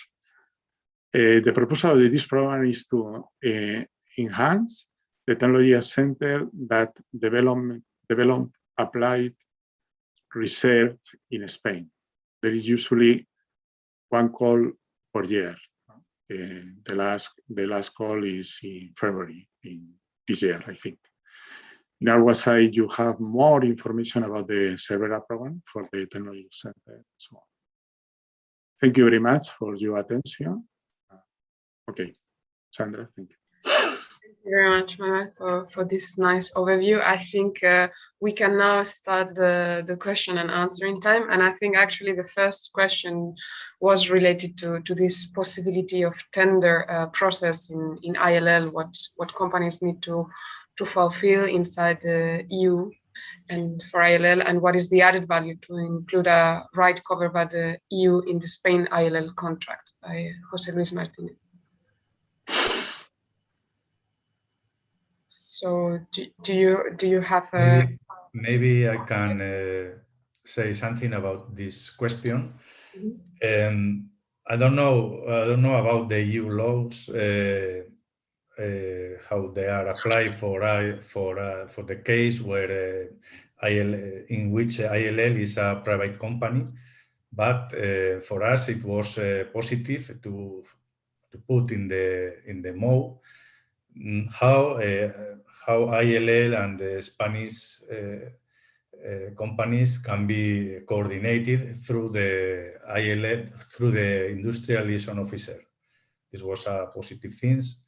And also it was important to recognize for us that ILL recognizes that the use retour is not as good as possible for the Spanish company for Spain, and they recognize also that is their commitment to improve this use retour for Spain.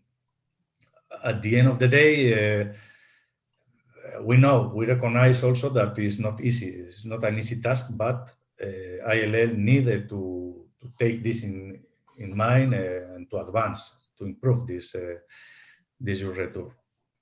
I don't know if I reply the question of José Luis. About the second question, maybe, I don't know, Teresa. Yes.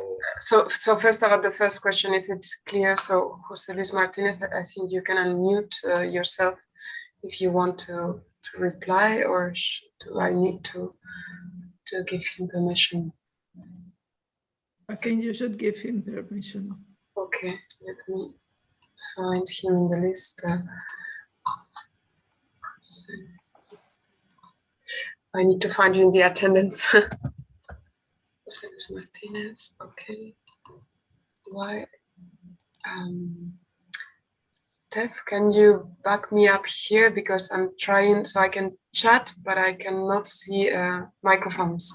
Yeah, José Luis should be able to talk now. Yeah. Thank you. Well, any company, ILL is not a private company in that sense, because it's a public budget in all the things, and they have to fulfill the European laws. And European laws mean that any company has the right to present a bid to the other. So my question was, again, what is really the added value? Because it was a possibility that was included in the previous memorandum of contract, that was an obligation for a certain amount of money or certain number of contracts to Spain. And that is really, let's say, legally binding, at least for Spain and ILL. But to recognize a right which is really already recognized by the law is nothing. By the way, the same applies to the personnel. So all the Spanish people, or all the people with the legal residence in Spain, has the right to present his candidature to an open call for contract at the ILL for personnel. So to recognize that the Spanish people could really present a candidature for the opening of jobs of the ILL is superfluous, in my opinion. So I think these two items come from very old times, that maybe in the past was really necessary, but today I think we have to change to something else who can really apply and means something legally binding, because to recognize rights who are already covered by the laws of the European Union is really not really an added value. This is not the moment to enter in a large discussion, but these kind of contracts are negotiated with all the scientific members, and all of them have more or less the same kind of clauses, and the Spanish government decided for them it was okay, and then they signed this. As I repeat, I'm not expert in the EU laws, and I consider that it's important that this, even if it is, if they have the obligation, it is good that it appears in the at the MOU.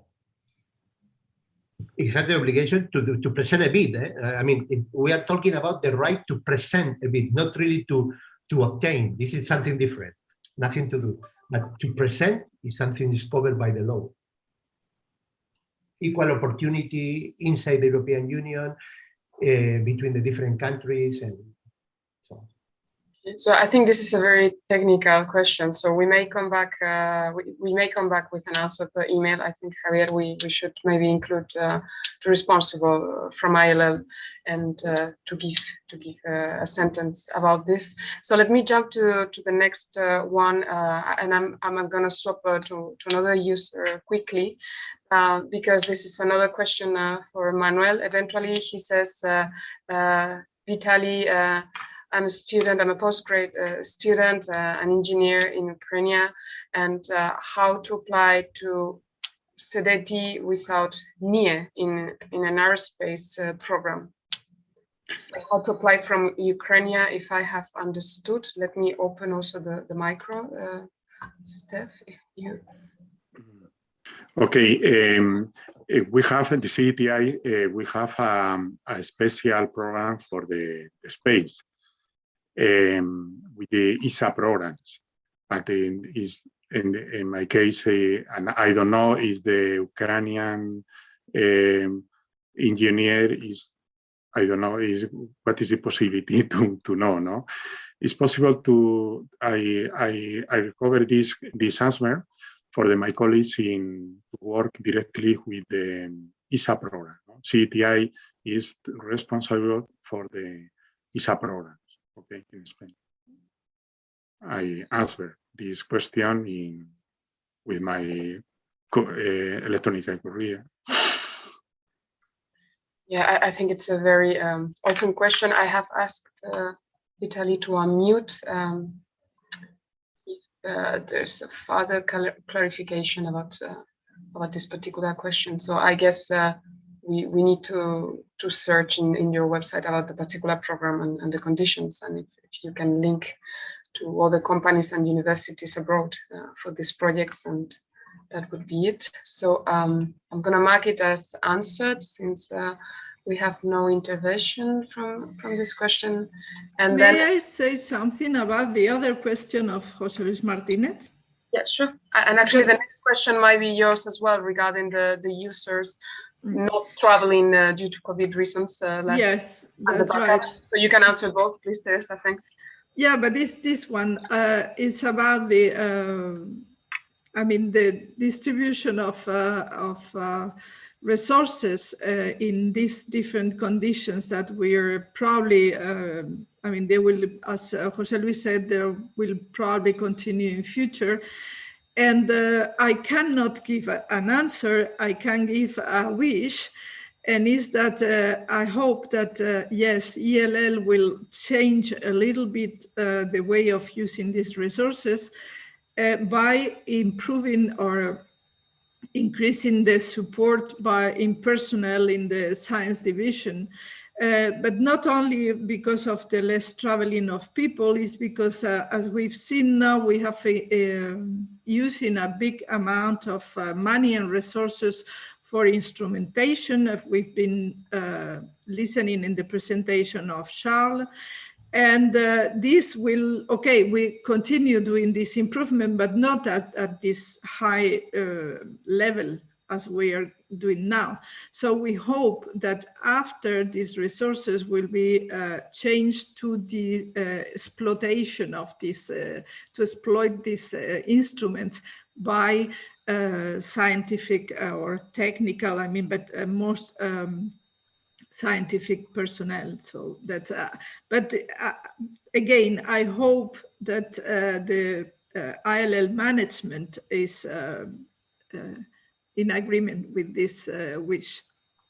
Yeah, but I agree with you. It's not a matter of the traveling costs of user that it's going to cover it, because regarding ILL budget, the traveling cost of users might not be the biggest expense, but in the future term. So how to work remotely, and we already started with some remote software now to operate the instruments, which is so far so nicely starting to work, and we shall see how to back up exactly the community. I don't know, José Luis, if you have any further comment.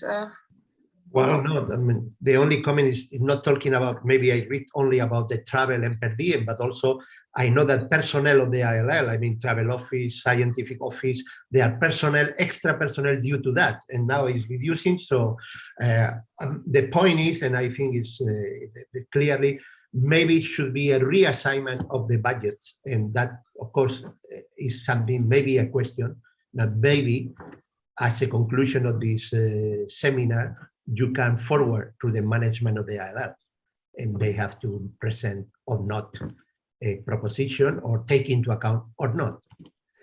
Actually, I must say, is more than the direct budget of travel and per diem. It's more than that, because they are also personnel costs, and also always personnel is the most costly of the budget.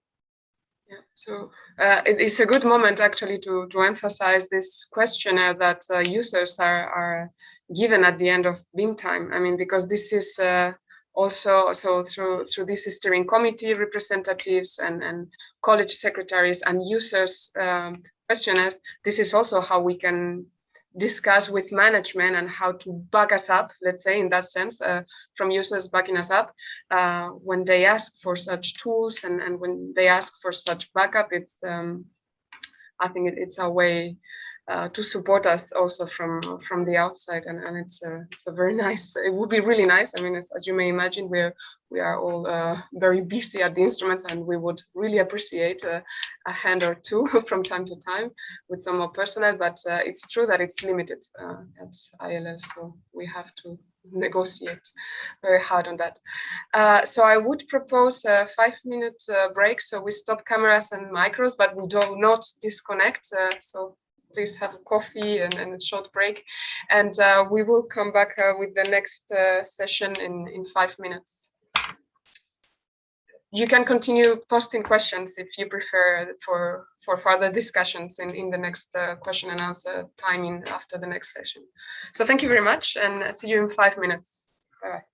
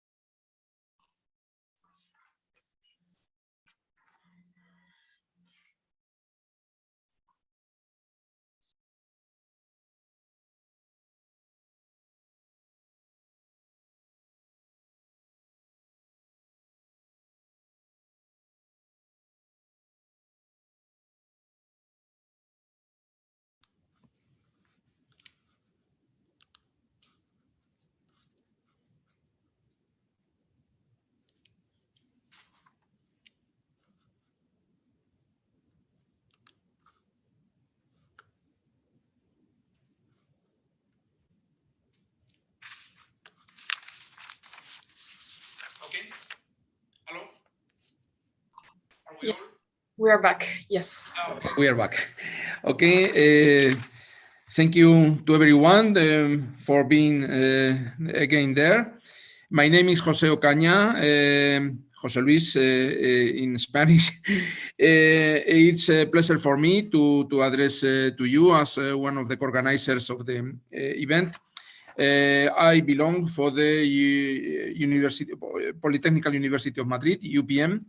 And now we start with the central part, I would say, of the technical description of the possibilities at ELL, because we start the part of the session of scientific and industrial offer for the use of neutrons at the ELL.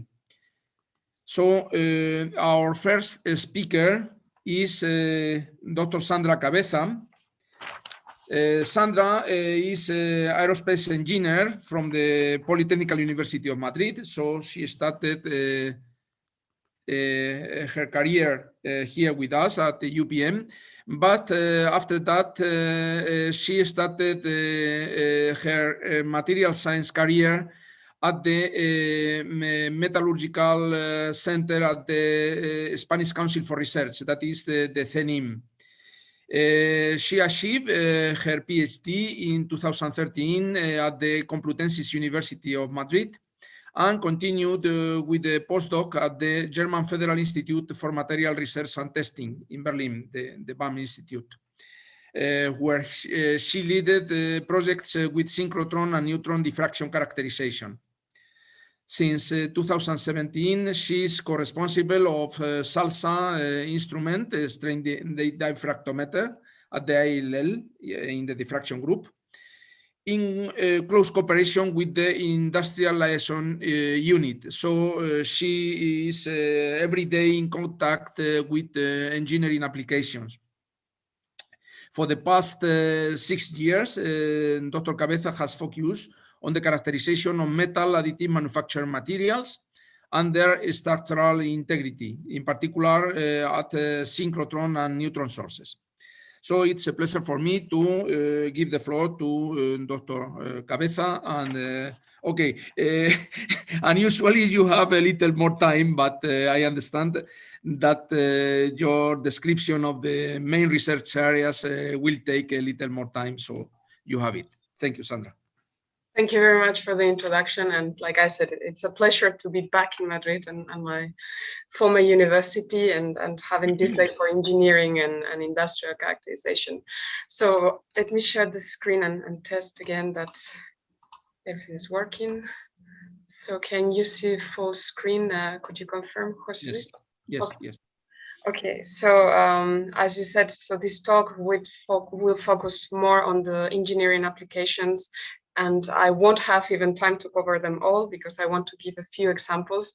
So we wouldn't go much in depth, but I would try to give you as far as an overview of the main activities that I'm involved with, of course, and that I have some knowledge about here. So let me see if I can. Okay, so here are the three characterization methods that I'm going to present you today regarding neutron scattering. So of course, I'm going to focus in diffraction regarding the phase and composition analysis of alloys, of course, polycrystalline materials in order to study diffraction. Then I would give you, included in this diffraction is the stress scanning method, where I'm responsible. You can see my background. That's the actual instrument here at ILL, SALSA.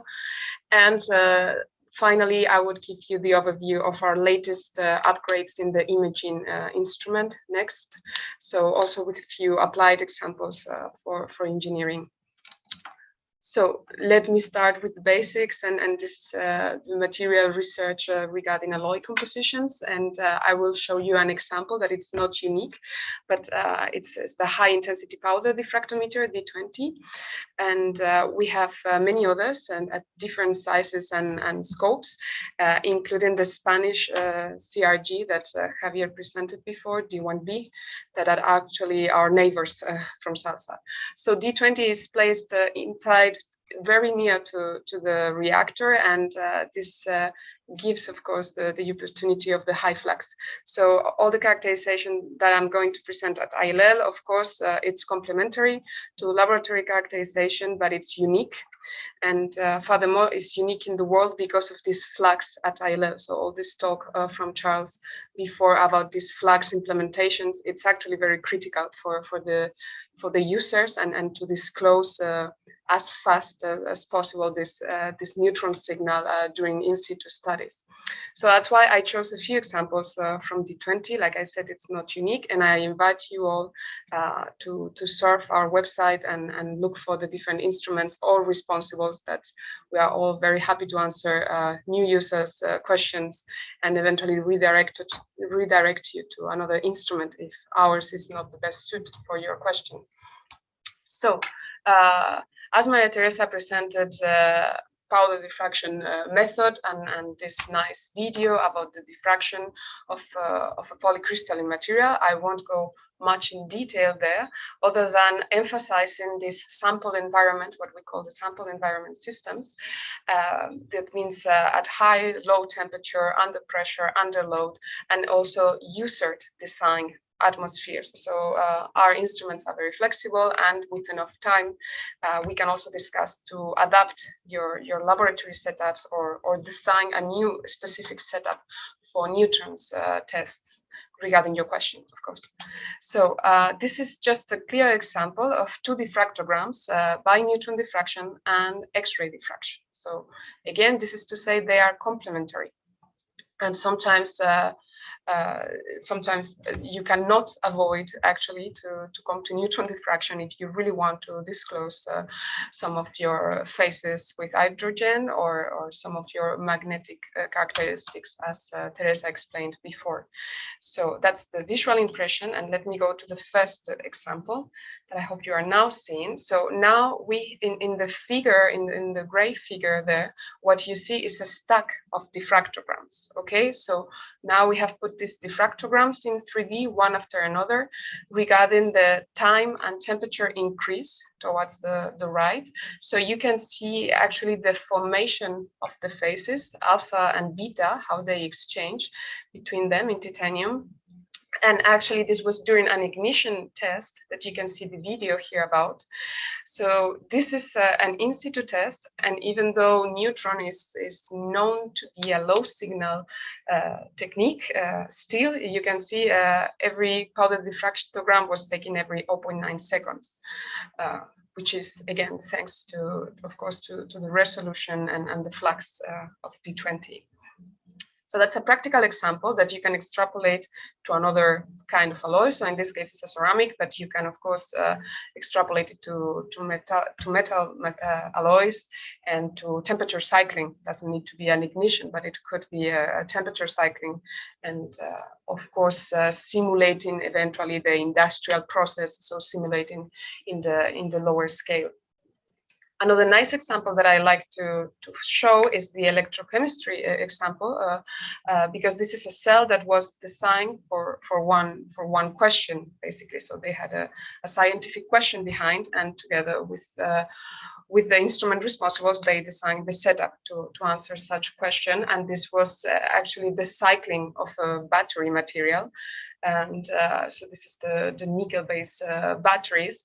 And what you can see on the left is the setup. So where the neutron beam is illuminating, is hitting the sample, and how the cycling and the shielding goes before putting it into the beam line. And on the and on the right-hand side, what you can see is, again, this stack of diffractograms, so now in 3D as well, regarding so the diffraction position, the 2 theta of the different phases with time and temperature, and you can see the charging and discharging conditions of these phases.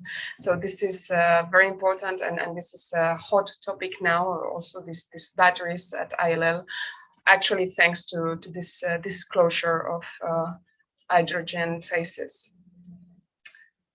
So the next example is SALSA, the strain scanning diffractometer at ILL, and this is where I'm co-responsible since 2018, together with Dr. Tilo Pilling. So let me introduce you briefly to the method, so then we can extrapolate to the examples. So we are a diffraction-based instrument, and we are a monochromated instrument. So that means we measure polycrystalline materials, and our base is the Bragg law still. So we know that the interaction of an interplanar lattice distance is at a certain angle, theta, and we will consider one equilibrium condition here. If we want to study strain, we have to compare this equilibrium condition to the actual component or material. So we will see this average theta position is shifted from this equilibrium position, and then we will decide if then the lattice is under tension or compression. So this is an abstraction from the atomic scale to the macroscopic scale in the case of engineers, and it's not so evident, but it has been proved since the 90s. There has been round-robin tests, and now we have a few ISO standards on the non-destructive residual stress characterization by neutron diffraction. So we can actually relate the behavior of one HKL plane and to the macroscopic behavior, to the average macroscopic behavior of the material. So in this sense, again, so the advantage of neutrons is that you are averaging a region of interest larger than with X-rays or other techniques. So this is why the average of these certain planes coincide with the macroscopic behavior of your material. That's the first new.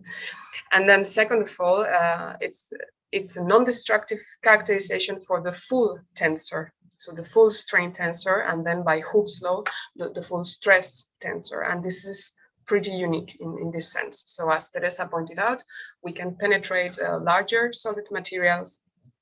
And this non-destructive full tensor characterization is what makes it unique in comparison with other techniques, and sometimes the only tool to characterize real components, to characterize real industrial components. Of course, the key of the analysis and the design of such experiments, as I'm pointing out here, is the choice of this D0 unstrained reference. And we can talk about this afterwards during the examples. So this is the setup of our instrument looking from the top. So you can see it behind me in the cast mat. This is this orange top, orange and black cast mat. Behind me is where our monochromator, silicon monochromator, is located. So we will select a particular wavelength between 1.6 to 2.4 Armstrong regarding also the material we're going to look at. And then we will focus this beam of a monochromated beam with collimators. This is to create, so you can see as well behind me here, these are the collimators at the exit of the cast mat, and this will give us the incoming beam size. So this will give us the window that it's going to hit my material in the center, in the table, as you can see here. So on the secondary side, on the diffracted beam side, we will have a third collimator, and this will give us the gauge volume finally in 3D. And we will position our detector depending on the material we want to measure. This is the 2 theta detector position if we're measuring aluminium 311 or iron 211, etc. So the position will be fixed, and what we will do with the sample on the table is to map it. What is the condition for a strain? The condition for a strain is that the component that it's measured, it's always in the bisector between the incoming beam and the diffracted beam. That means if we want to measure 3 components, we need to position our sample 3 times in that direction and then scan it. And this is why this X-support table that was designed for SALSA, it's very useful now regarding complex geometries and trajectories, because we can move the sample and tilt the sample quite easily. So let me show the video, because this will explain it eventually further. You can see how they're setting up. Actually, you can see the real size of the instrument and the X-support. And you can see how the sample is first positioned, and now it's going to be, now it's the detector moving to a roughly 90-degree position, because we target a cubic gauge volume always. And this is now the radial component of the tube, right? So the bisector would be in between the incoming beam, that is the first thing you see in the front, and the backwards detector. So now it's scanning a line, so a line in the axial direction, but the strain is in the radial direction. If we move a little bit forward, now you see it's rotating to measure the axial direction actually. So that's the axial direction. So it's the same line and points, now measuring the second strain component. And then finally, this one is tilted. If you follow the inclination of the table of the hexapod, this one is tilted. So it's finally the hoop component of the cylinder. So why is SALSA unique in comparison with other strain diffractometers? I'm summarizing here basically the scope of the instrument. The first thing is the big component factor. So like we said, so ILL has the highest flux for this monochromated instrument, and the hexapod table allow us to load up to 1 ton. So for safety reasons, we don't work in the maximum load. And of course, it depends on the center of gravity of your sample, but again, we can discuss and adapt different things. The message here is that we can measure final components. So you can see on the table that's final component that you do not need to cut and that you can characterize non-destructively. Of course, with some constraints about locations and distances, of course, but it's possible, and it could solve many problems and validations at the last stages of component design.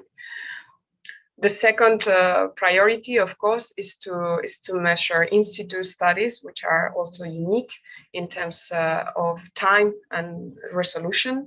And here you can see an in situ casting test and how the stress is building up as it's cooling down. So we are not as fast as D20, but we are really fast for neutron signal, and in this case there was an average every 20 seconds regarding this in situ casting, and this could be adapted again regarding the scientific question behind. We could adapt it to larger or eventually even smaller times.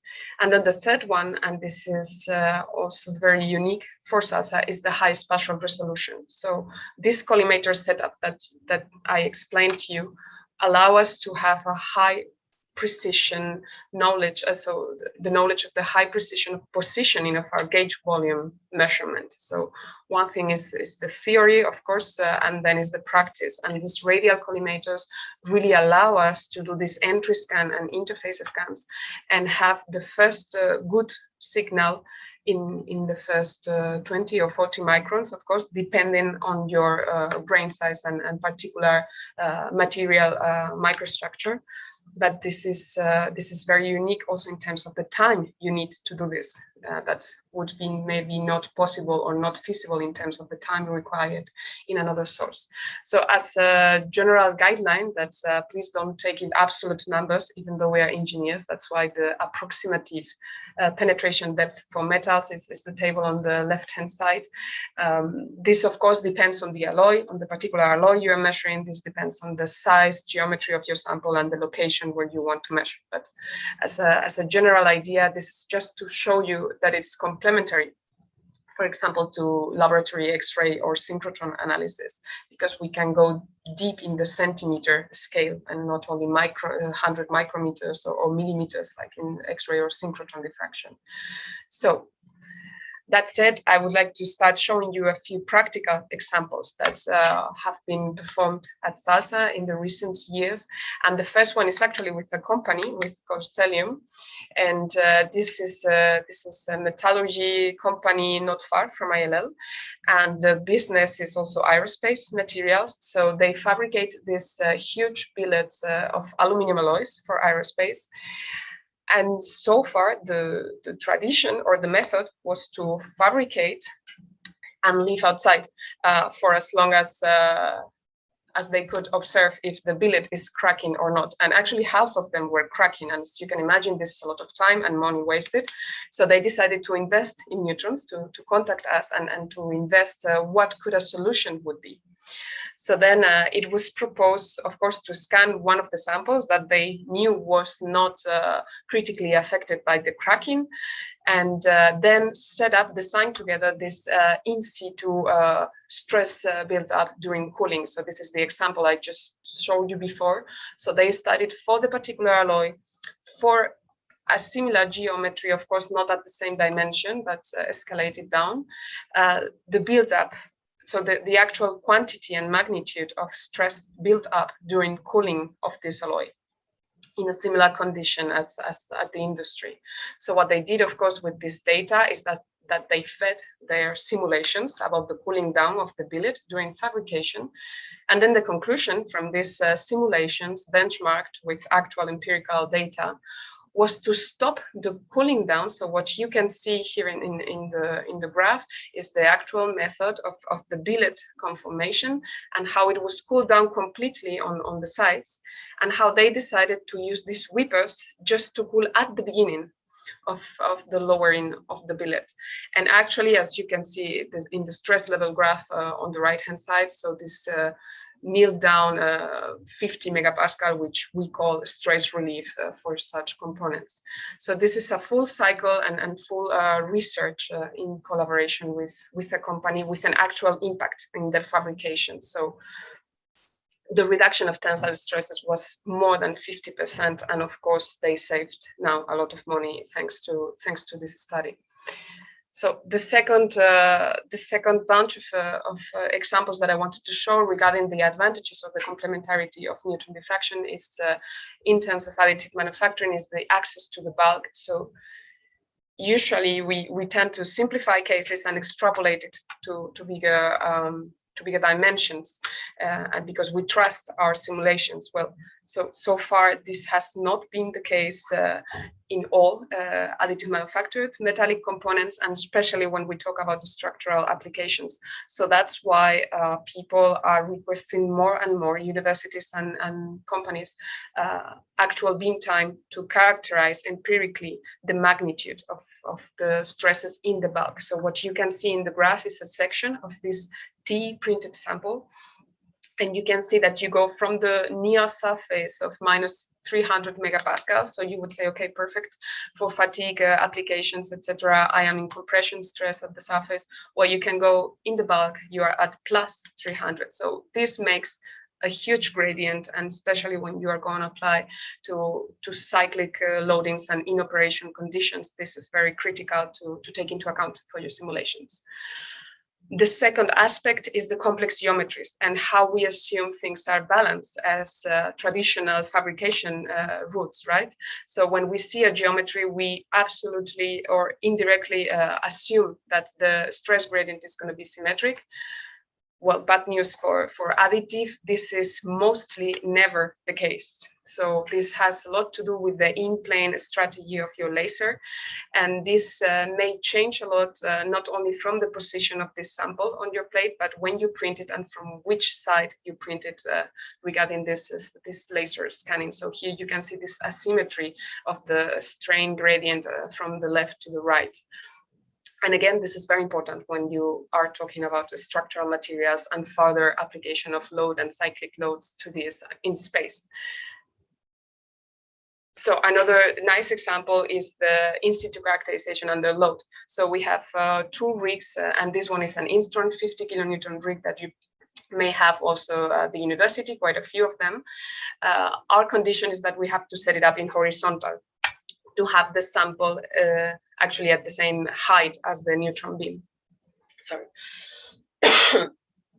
So what you see here is a fatigue sample. So we can actually run short range. So we cannot have the Instron on the beam for one single experiment 1 month, but we can run shorter tests of cycling loading under fatigue conditions.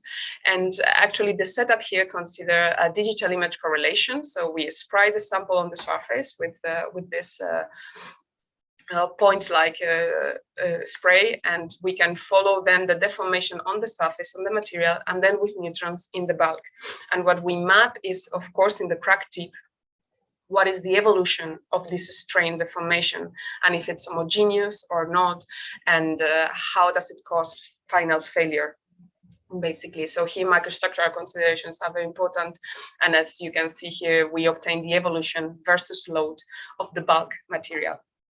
So again, this is a long-term project with University of Bristol, and they come through proposal access, and they don't have to pay for bin time, and there's very nice research together.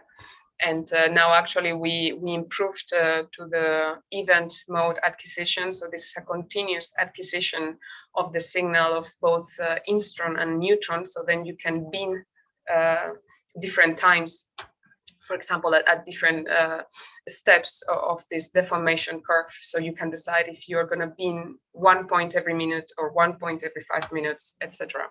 And again, this is very unique, and thanks to our in-house team, this acquisition card at Salsa.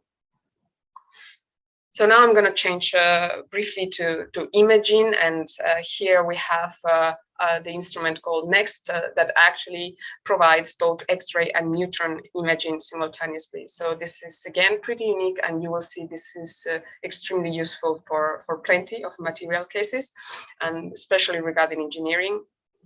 And again, so feel free to Google their website and contact the instrument scientist, Alessandro or Lucas, in the future. So what are the specs of this instrument at ILL? So NEXT has a resolution down to 4 microns, and you would say, okay, this is comparable to lab, but then we have the advantage of the complementary contrast between X-ray and neutrons. Again, as you can see in the picture down here for the Ariane rocket, we can actually see light materials with a better contrast. And in this case, this plastic part was missed. And this is a test that was carried at LLB, and this was for every single piece of Ariane. This test was carried out because they knew they could lose one of these plastic components. And the second case is biology and biomechanics test. So this is an implant of a titanium screw into a bone, fortunately not human being. And again, so you can observe not only the bone structure, internal structure, but also very good the contrast with the implant. So this is very useful to perform studies in situ load and see the interface evolution, for example. So right now, the full system is operating, so you can do tests simultaneously with X-ray and neutron tomography imaging acquisition. And what I wanted is to show a few applied cases to the engineering community today. So in this case, this is the composite example, and this is honeycomb that you may quite a few be familiar with. And here the issue is the detection of the glue, right? So we know that hydrogen-rich material like the glue is highly absorbent. So this is the dark region you can see in the radiography here. So we know that this bright region is lacking this glue.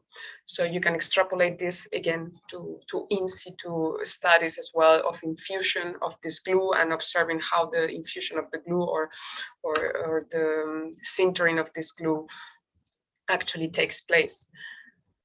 The second example, and this is for civil engineering, and I find this myself pretty amazing because I've touched partially these cases, is with concrete and cement materials.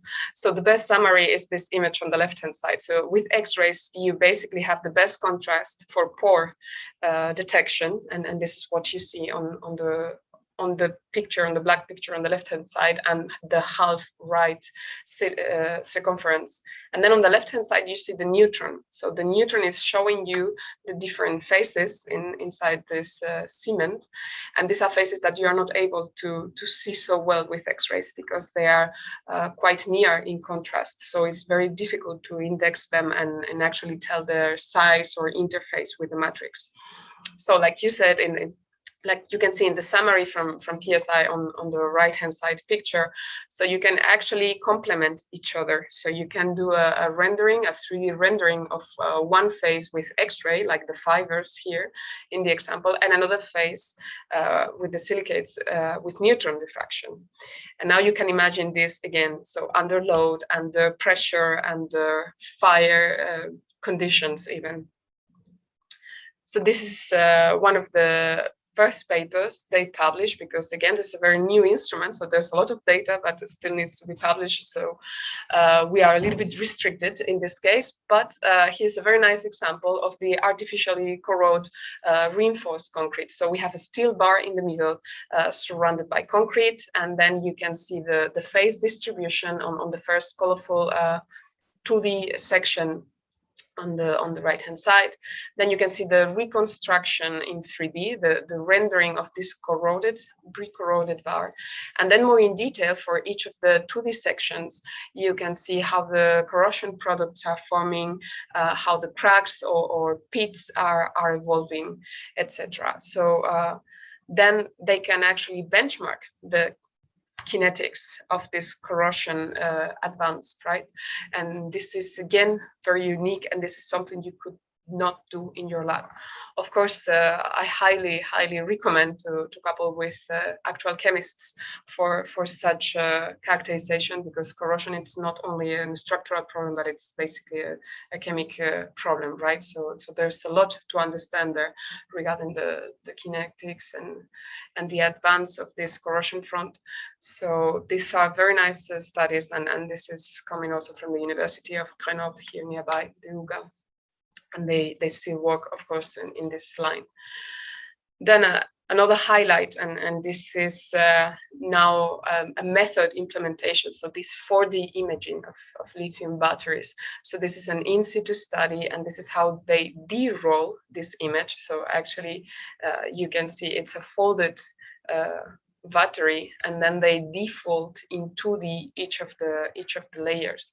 So this is a virtual unrolling technique, what they call, and you can actually resolve then in space and in time how this battery is charging, discharging, and what is this lithium intercalation between the electrode and how it degrades with time. And this has been also published last year. And if you are in the batteries field, I guess neutrons is really a tool you want to explore for that.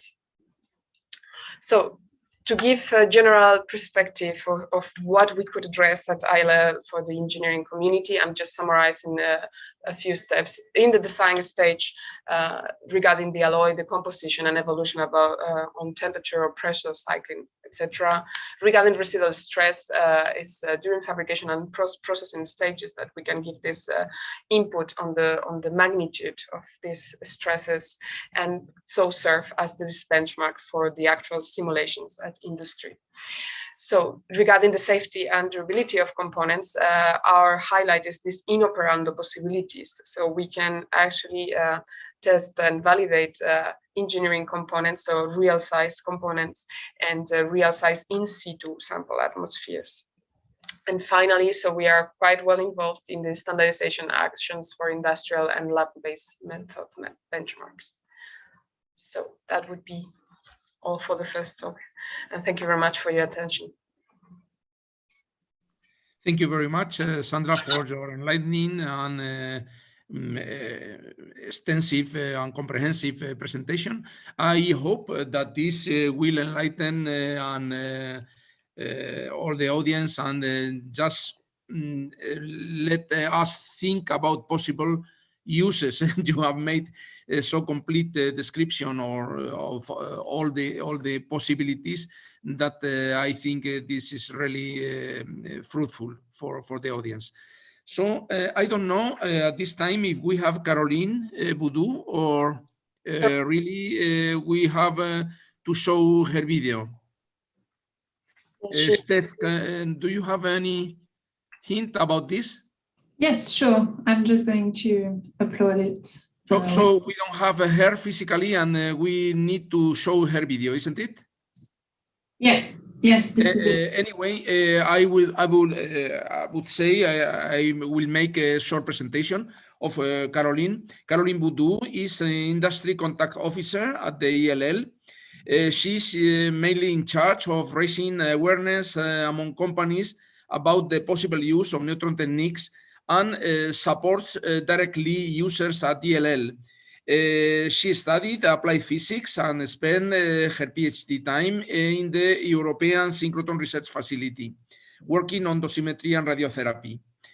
She worked for 7 years in large and small companies, managing upstream studies, programs, and customer projects in the field of direct conversion of X-ray detectors. She also worked at the Commissariat de l'Énergie Atomique in France, in both technical department and market research department. So she has prepared her talk about the access procedures to ELL facilities. So unfortunately, we don't have her in direct, but she has prepared a video. Steph, when you are able to run it. Good morning, everyone. My name is Caroline Boudou. I work at the ILL as an industry contact officer. My duties are to connect industrial users with experts at ILL. I also have some activities regarding outreach, and I support industrial users when on site. So I'm going to start sharing my screen. Here it is in presentation mode now. Yes. So I'm sure now that you know quite well the ILL itself. So I pass this slide and jump on the next one, which is a very simple overview of how instruments work at ILL and which techniques are available to investigate materials and samples. So from the source, neutron source, which is the reactor, we extract neutrons that are guided towards a sample. The sample can be something quite large, as well as few millimeter cubes of any liquids or powder. Then we may investigate the diffraction signal, the small angle scattered signal, the transmission of neutrons, so that you get radiography similar to what you are familiar with regarding X-rays. And we can also investigate the change in energy of neutrons, which brings information on the movement of atoms. I'll come back to that later. So these big families of techniques address various fields, various industrial sectors, sorry. And so I won't talk about stress scanning because you already talk. And what I'm going to show you now, there are mainly examples taken from large, let's say, industrial or technical activities. So I won't go into details on the techniques themselves, just presenting some examples on how neutrons are used regarding pre-competitive research or even as a service providing sometimes. So first, about metallurgy, mechanical engineering, and civil engineering. This is an example of the investigation of the formation of an alloy during the synthesis process using a powder diffraction. In fact, we are able to place a furnace and to look at how the powder, the alloy, develops during heating. So in this particular case, patterns were taken every 900 seconds, and we can really follow the change in phases along the time. Again, diffraction, neutron diffraction is very sensitive. It's complementary to X-ray diffraction and sensitive because it does not show exactly the same elements. And in this particular case of the investigation of aging of elements from pressurized water reactors, EDF was interested in the observation of phases and at an early stage, in fact. So now we can also investigate at the nanoscale. So let's say from 1 nanometer to 5 nanometers, we can investigate this type of features inside any materials using small angle neutron scattering. I've placed here 2 examples that were taken from scientific work, scientific publications regarding precipitates. And also, at some point, we can also derive growth rate or apparition rate of precipitates in metals.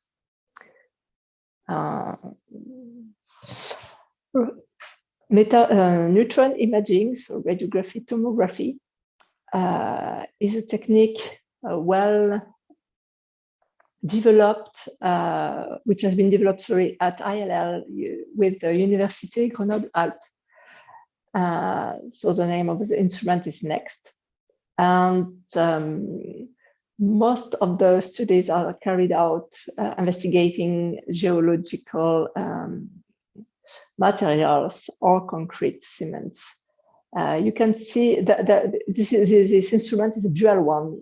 For the same sample, you can get neutron and X-ray tomography.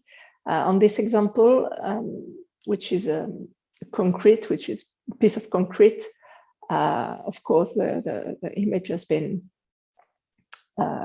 rebuilt like this in order to show the complementarity of the 2 imaging techniques.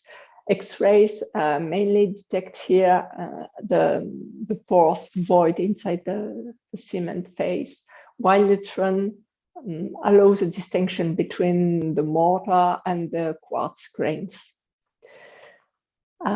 This is an additional example of regarding the study of concrete, where people at the instrument installed a piece of concrete while under which was heated, and after I've been which was heated, and they investigated the drying rate of several pieces of concrete and across the temperature range.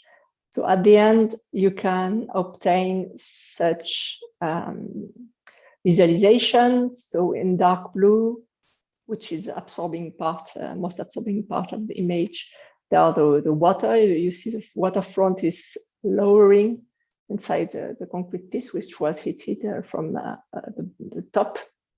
And from these tomography slides, you can derive quantitative value on the drying speed, for instance. Then neutron techniques also address at the moment quite often research on energy storage in batteries and fuel and electricity cells. We keep on with tomography on this example that address, let's say, a standard battery cell when using the combination of X-rays and neutrons. You can virtually unroll the battery and follow, especially the lithium, through neutrons, where it moves along the time and with the degradation of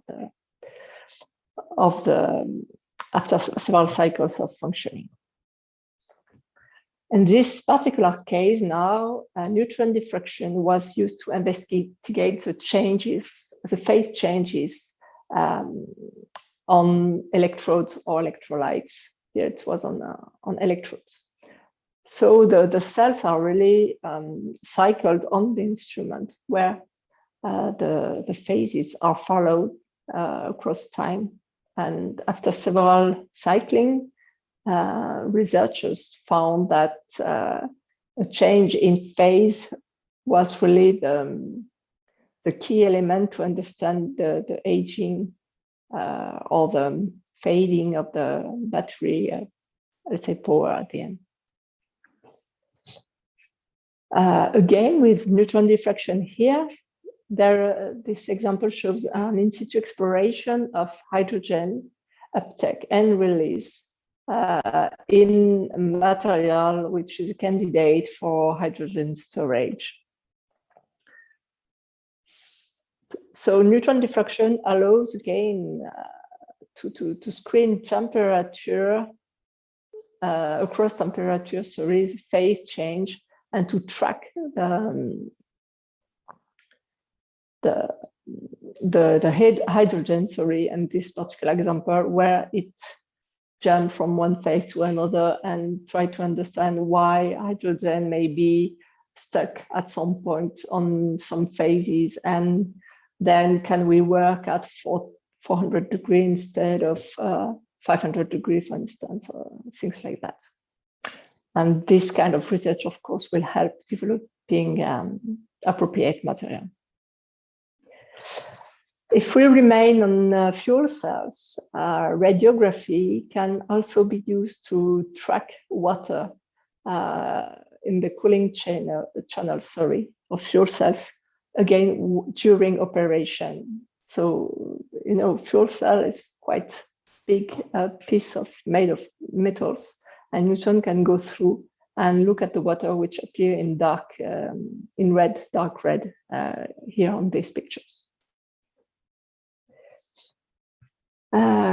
Still regarding, again, fuel cells, we can even investigate the water, layers formation. So there are very thin layers of water forming at the membrane level, which cannot be seen using imaging because there are very narrow quantities and very thin.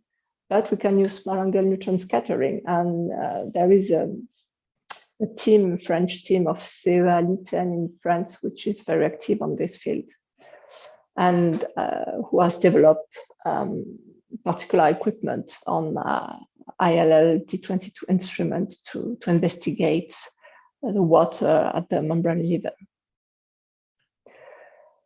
Then I go through a larger sector comprising composites, coatings, and a bit of electrochemistry, although we may have included batteries in this as well. Here I show an example highlighting the complementary techniques of transmission electron microscope, small angle neutron scattering, SUNS, and small angle X-ray scatterings. So the motivation was to understand for the company, tire manufacturers, Michelin, and researchers, what were the mechanisms that govern the reinforcement of the polymer matrices by the inclusion of nanoparticles. And there the techniques are complementary because neutrons are mainly sensitive to the polymer because it contains hydrogen, and they could obtain statistical information, so information on a volume of few millimeter cubes, whereas using microscope, they could access the microstructure, but at the micro scale, let's say.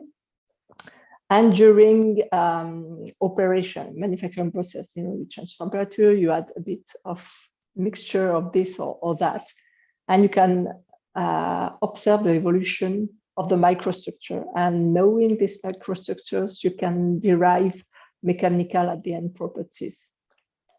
And small angle X-ray scattering is mainly sensitive to the silicon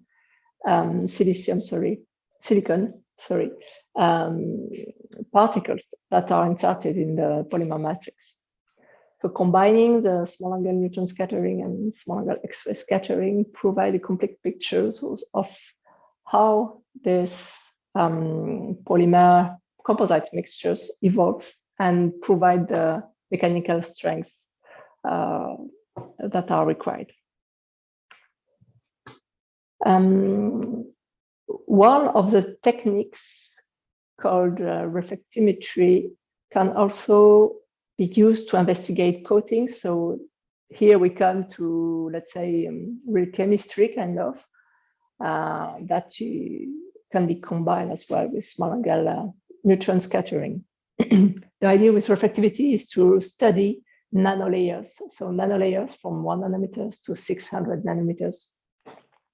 And especially to follow on interaction between layers, how it forms, how it evolves, again, with temperature, with acidity, with pressure, and so on. Reflectivity can also be used to look at layers in the microelectronics, in the industry of microelectronics. This is a particular case of delamination in a wafer during the manufacturing process, in fact. So they were very curious to learn why they had from time to time, delamination. And after deep investigation using X-ray reflectivity and neutron reflectivity, they found that one intermediate layer at some point formed with containing a high hydrogen value, a high value of hydrogen, sorry. And that could explain the delamination. So they had to go back to that process to understand where hydrogen was introduced at some point and at which moment. A quite straightforward application of neutron radiography here when regarding the inspection of a composite piece made a matrix of aluminum and covered by polymer carbon reinforced fibers. Making a radiography of this piece just to show, as you can see here, the honeycomb structure, which is not in fact the aluminum one, but the glue is visible. You can see the bubbles, and the glue is visible because it contains hydrogen. And here there is a lack of gluing, which is clearly visible, and which was made to create this particular example. It was not a defective piece originally. So how to work at ILL? So there are several ways for academic users and industrial users to access ILL. The standard route is what we call the public beam time, which is attributed twice a year after the 2 calls for proposal, and for which you may be, if your proposal is successful, you may be granted beam time for free, and then the results must be published. So universities can come with their industrial partners or alone if they have an industry partners behind, or just for fundamental research, you need to. Industrial users may apply as well by their own. And we can even imagine innovation-led long-term projects. In that case, if there is a specific need to develop an equipment for an instrument, I don't know, if you want to investigate microfluidics elements and you need to develop a special feature that is not already on site at ILL, then we may imagine to have long-term collaboration where each parties put something in basket, and then we could develop some methodology, and results are published, and then there is a collaboration between teams. There are also proprietary access for which we grant beam time as soon as possible according to the schedule of instruments, where the client owns the full IP, and for which it has to be compensated by purchasing beam time. We also work in collaboration with industry through collaboration, funded project and grants, where we could host industry-sponsored staff as well. For instance, PhD. At the moment, we have a program called Innovation here, which is a program enrolling 40 PhDs in collaboration with industrial partners. We are keen on being partners in Horizon Europe projects or other national funded projects. So I'm finished. Thank you for attention. Please do not hesitate to contact us through industry at ill.eu, or here is my phone number as well. Thank you.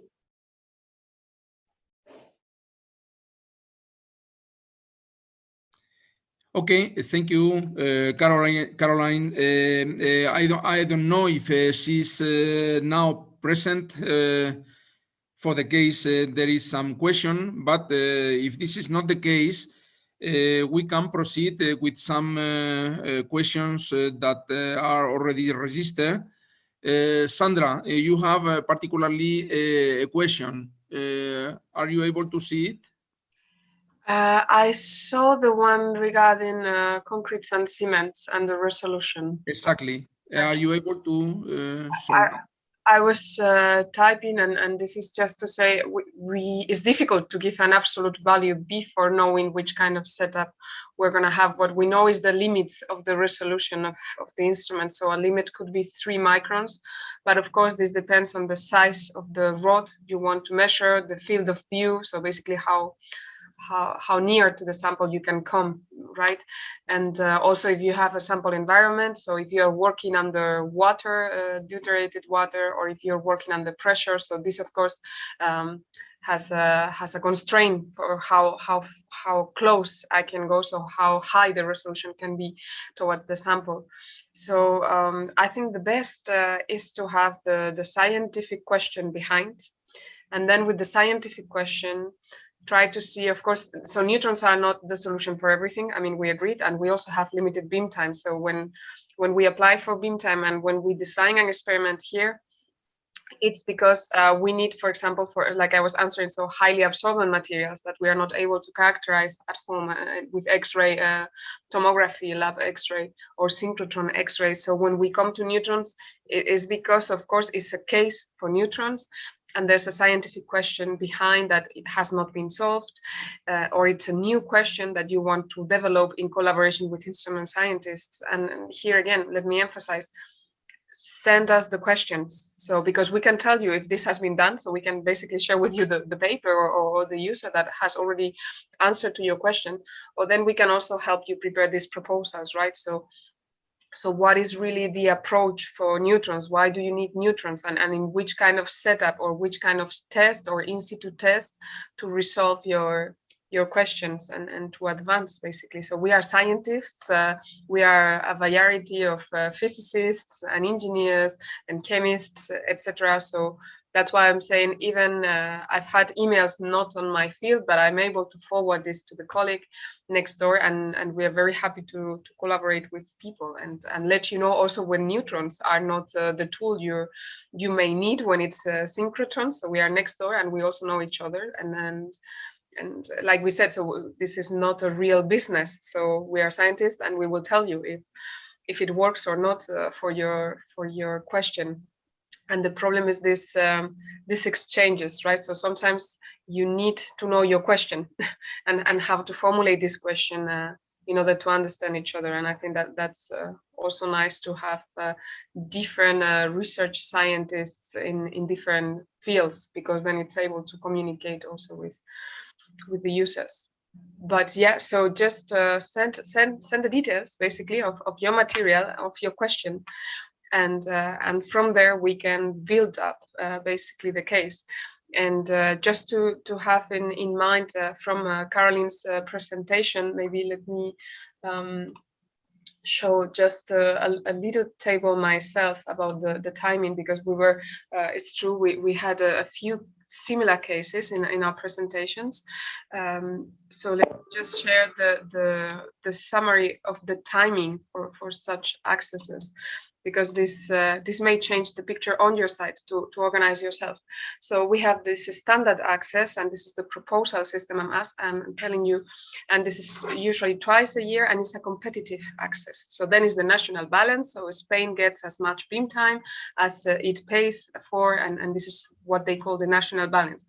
But first we have the ranking by an external panel of the scientific cases. So you have to build your case and you have to explain your setup. So how are you going to answer to this question? And for this you need the instrument scientists, because we are going to tell you what's going to be your best setup and your best approach.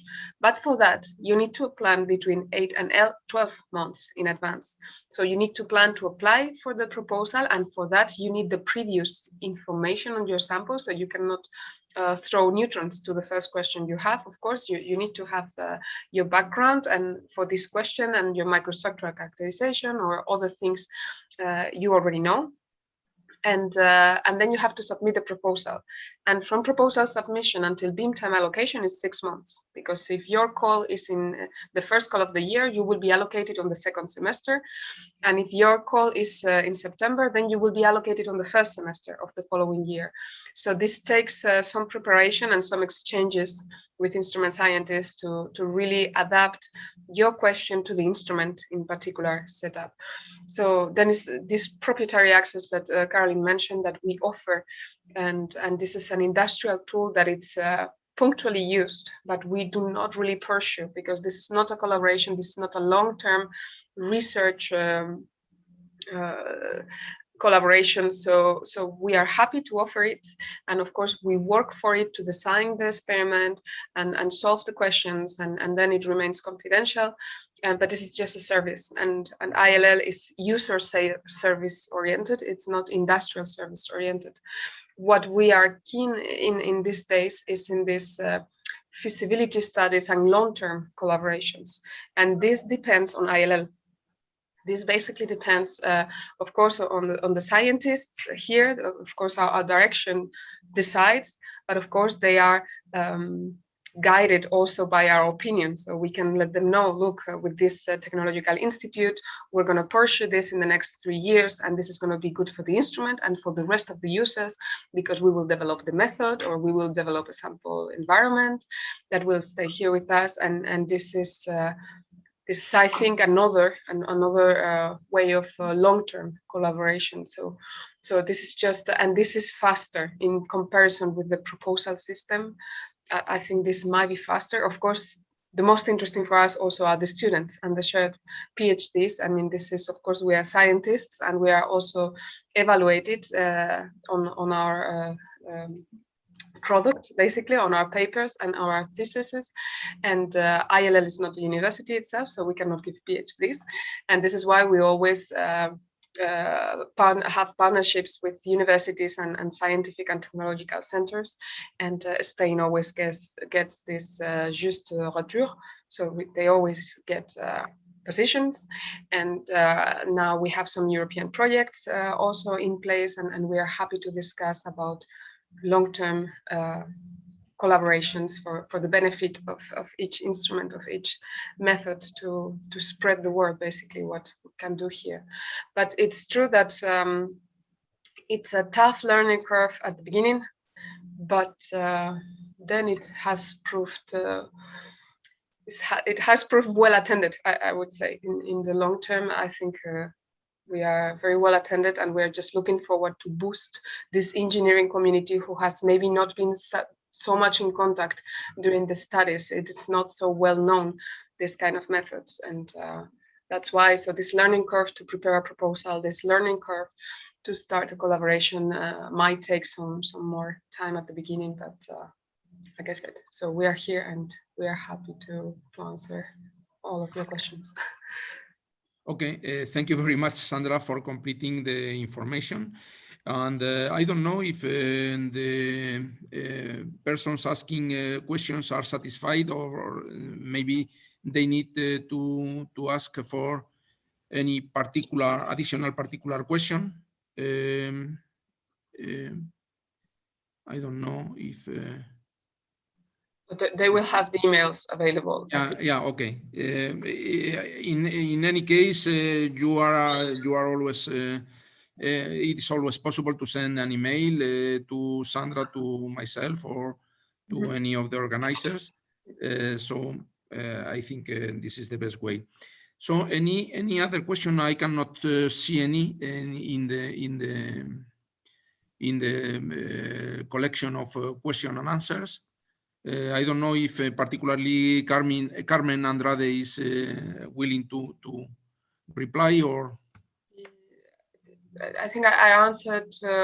Yeah, you answer. So the best way is just to contact directly. Yeah. So we are perfectly, I think, on schedule. And okay, in the next session will be will be chaired by Maria Teresa Fernandez. Please, Maria Teresa, in the first session, as you will introduce, will be provided by Sandra again. But for the next, you will announce that we are 3 researchers and that will make a compound presentation. So the floor is yours. That's right. So as said, the first talk will be given again by Sandra, because he's one of our experts in this type of techniques, and she has established in a lot of links with the Spanish users. So that's why she has a kind of protagonism, relevant protagonism in this session. So please, Sandra. Thank you, Teresa. Well, let's say SALSA has been a very particular instrument in the suite of ILL. So we are naturally applying engineering cases, and we have naturally engineer users, and especially from the UK, who actually were the groups that pushed for SALSA instrument at ILL. So I think that's why that naturally we have some more industrial questions on our side.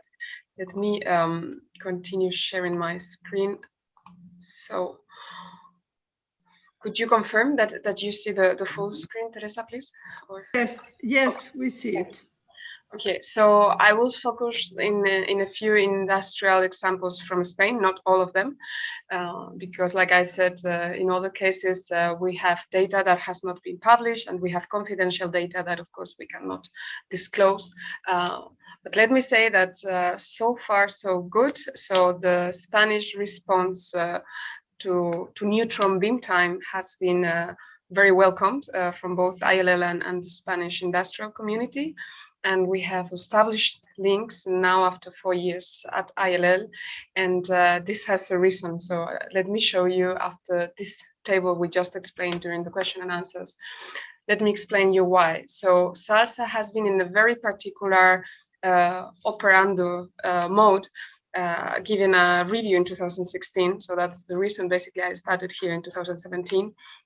Because of course one scientist is not enough for such instruments. So then the directors decided, based on this external panel review from the associates, to hire someone else, and also to dedicate 0.5% of the beam time to industrial related activities. And this is very unique, not only at ILL, but also worldwide. So they wanted to explore, for an engineering instrument, what could we actually establish with industry if we dedicated someone and if we dedicated actual beam time to it.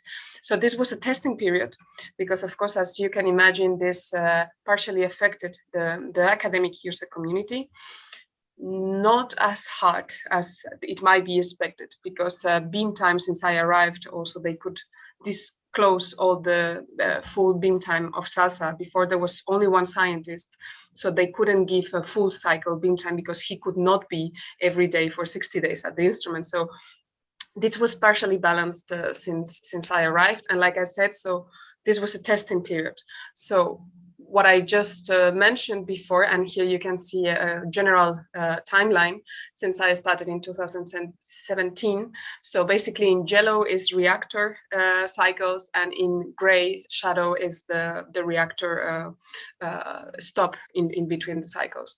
So we have targeted a strategy right when I came that was, of course, focusing on this industrial outreach and going to events and explaining what they can actually obtain in terms of quantitative values and characterization with neutron strain scanners.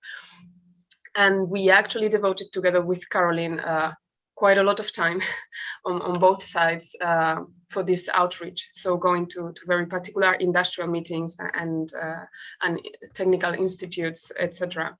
So then we were able to couple this with feasibility tests. So this was our next natural step, was to show and to prove a tiny bit, because with feasibility tests, we are not able to complete full characterizations, just to prove the concept, of course.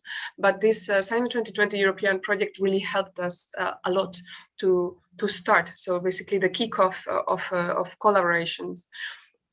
And in this time, we also, of course, applied to EU projects together with other neutron sources and together with our industrial collaborators. So right now, the positioning is, I think, very, very good from ILL side, because we leaded this neutron quality level from here, from SALSA. And this is basically to harmonize the alignment and calibration of instruments. And why? Because you may find, if you go to ICES in the UK, or if you go to FM2 in Munich, you will find that instruments are not the same. And this is very extremely difficult for an engineer to assess the errors of positioning of the sample, of the measurement, gauge volume positioning, etc. And so we are engineers, and we like to control these uncertainties. And this is why, so we have designed this new calibration samples that are common to every one of us, and we have a new template to report in a similar manner, basically, our results.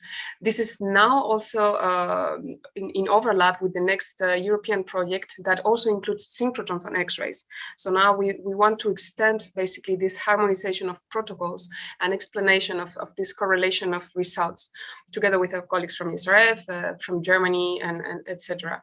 So this is the starting project now, and we are very happy to continue basically in this guideline of standardization of methods, if we really want to build up standards with industry and consolidate these links with industry. As you can see, we have recently also started collaborations with ESA.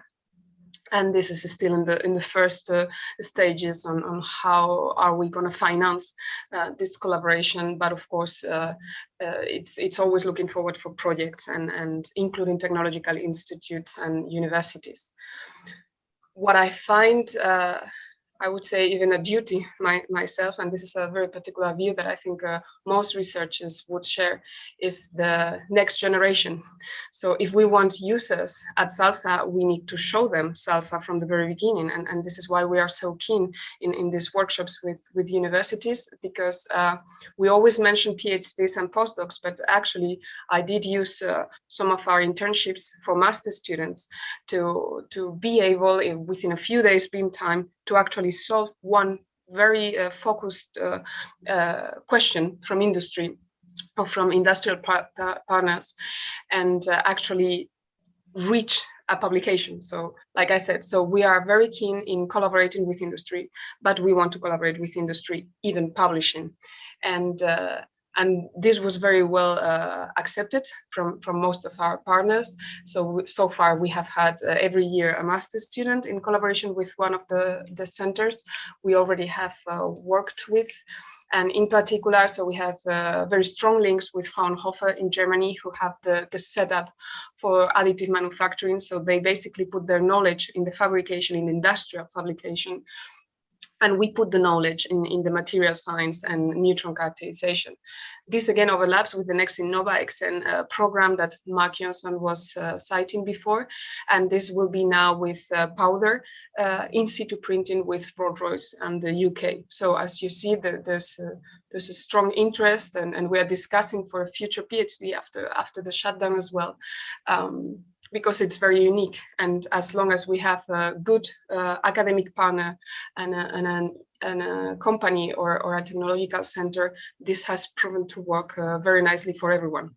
So Now let me show you just a few highlights of a few industries that came during my time here and at SALSA. So this is the standardization. I wouldn't stop very much on it. This is just to show that the method, the neutron strain method, has been ongoing since the 90s, and there has been round-robin tests, and there are ISO standards, and we continue with this neutron quality level and standardization with synchrotrons and X-rays. So the first example I'm going to show very briefly is this feasibility test with ArcelorMittal. So we had the opportunity to be in contact with someone who actually knew about synchrotron and neutrons here in Grenoble, and then he worked in ArcelorMittal in Asturias. And we proposed to start with a straightforward test with the Signer 2020 and fast access to beam time. So as you can see, it's an additive manufactured component, and it has a very particular shape. So it has 2 cylinders with a joint region. So of course, the question is to benchmark, as always, the simulations and the residual stress distribution in 3D, given that additive manufacturing is not so symmetrical, even though it's a thin wall, as you can see. And the joint region was the main question. So this was just a first feasibility test. And what they were able already to discard was the first simulation in this joint region. So there's a lot of commercial material available regarding simulations for additive manufacturing. And our conclusion, I think, from different users and from different universities is the same, that they are good and accurate for macroscopic distortion. But however, when the geometry starts to be a little bit complex and have some joints on some important section changes, then the residual stress simulations, thermomechanical simulations, is not as accurate.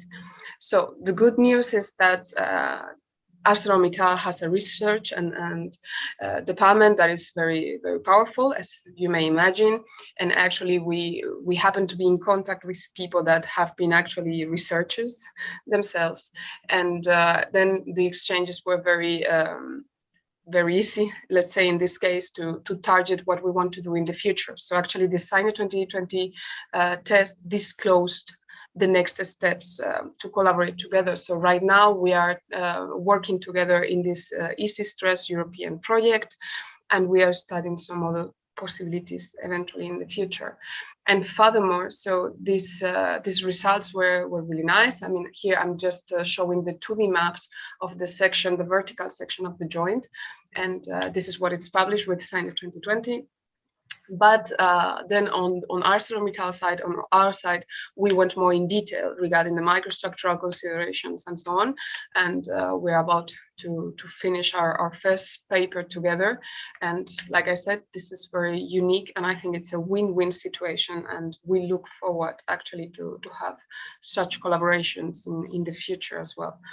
So again, this is a work that has been going on now for 2 years. So that's why we said we shouldn't look in the short term for proprietary access for 1 day, but more in the long term in shared PhDs and European funding together.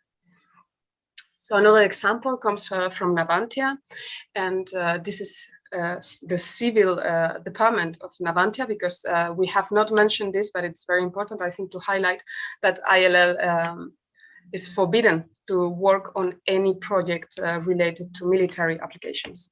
So we cannot work with the army of any country for peaceful reasons. And but Navantia has a very strong and wide department also on the civil boats industry. And then they were interested in investigating different wells. As you can imagine, this is very important for them, and especially after fatigue conditions. So as part of this feasibility test with neutrons, we said, we scanned the 3 directions, and here I'm just showing the most important one, the longitudinal one, across the different wells. And we found the maxima, we found the impact on the fatigue tests afterwards, how this stress is redistributed between the 3 components and lowered in absolute values. So this was another Signer 2020 feasibility case. And then the last one, study case that started with SINET 2020, and then I will show you the evolution, is this antenna support for satellite from CATEC in Sevilla. And this is for a ESA mission that it's actually to test new fabrications. And it's this helix component made also through additive manufacturing. So there were different questions about the microstructure and about the distortion that we were able to first target with the first feasibility test in 2018. And as you can see, we had this disclosed many other questions, and then we were able to actually propose a master thesis for 6 months together with FENIM in Madrid, with the Metallurgy National Center for Metallurgy and CATEC at the University of Rennes. So we had a student here for 6 months and learning in Madrid about the microstructure and learning at SALSA about the stresses. So we wanted to study the impact of the geometry, the internal geometry of the samples that actually we concluded was more important than the build height. And this is very new regarding additive manufacturing, because everyone follows the build height distribution of residual stresses, but not so many people follow the in-plane change of sections and geometries. So this was presented last year already, and yeah, this was a very nice collaboration, like I said, between scientific research institutes and technological institutes. And lately, I would just want to highlight as well that we have put an effort to create industrial dedicated events. And in my case, this was, of course, on additive, where I have the contacts. And this is just to highlight that Spain is very well represented in these workshops. So in both sessions, the one in 2018 and the next one in June this year, they are part of the advisory board, and they also have presentations. So it's a very active community with very good results, not only in SALSA, but in other research institutes and in-house research and development. So we are very happy to count with them and to welcome the newcomers. Okay, thank you very much for your time. I think that's all from my side today. Very well, Sandra. Okay. I cannot open my video because I've been banished by the host. Okay. Now, Steph, let me show me again. No, but it's okay. Doesn't matter. Okay, there is a question, but I think eventually, I don't know, it's just about the possibility of, oh, it's here. It's about the Ukrainian, Spain-Ukraine joint project, but I think that this, we can look at it after and reply to the user. We'll do it. And so now I think we are going to pass to the next part, which is can I make a question to Sandra, please? Yes, of Teresa? course. Yes, of course. Yeah, Okay. Sandra, this is Jesus, and well, I had a question from your previous presentation. Can I make it? It's something very fast. Yeah. I mean, it's regarding when you were talking about the resolution. You were talking about a 40 micron resolution on the measurements. I guess it's the maximum. And my question is about partial illumination. So how do you take into account the different gauge volumes overlapped with each other? How do you take that into account? Yeah, so that's a very good and very technical question. So thanks, Jesus, for it. So we actually measure foils before measuring the sample. So with a very thin foil, we actually characterize the full size of the gauge volume, of the neutron gauge volume versus the motor position, the motor reading of the hexapod.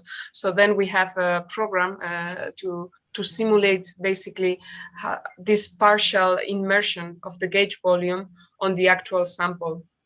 So we correct this afterwards. We correct this pseudo strain effect afterwards, thanks to this foil measurement. I don't know if this is Yeah, this is one part, and second, for example, when you talk about the resolution and you have your gauge volume, which is big, because I assume you are in the 1 cubic millimeter range typically, right? Yeah. For neutrons. So the point is that when you have all those big like gauge volumes overlapping, how do you take that into account in the for the resolution of 40 microns?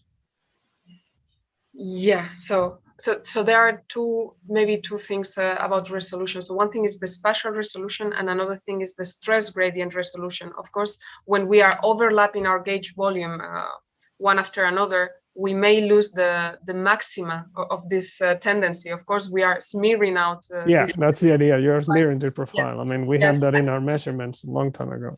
Yeah. So this, I mean, this effect we cannot avoid because we have this volume for measurements, and during the entry scan we know we are smearing out, of course, in this overlap of 0.1 millimeter or 0.2 millimeter position of the gauge volume, we are smearing out the absolute maximum stress, if you want. But this is why neutrons are complementary. So what we claim is that we can get the tendency from the 40 micrometer size to several centimeters.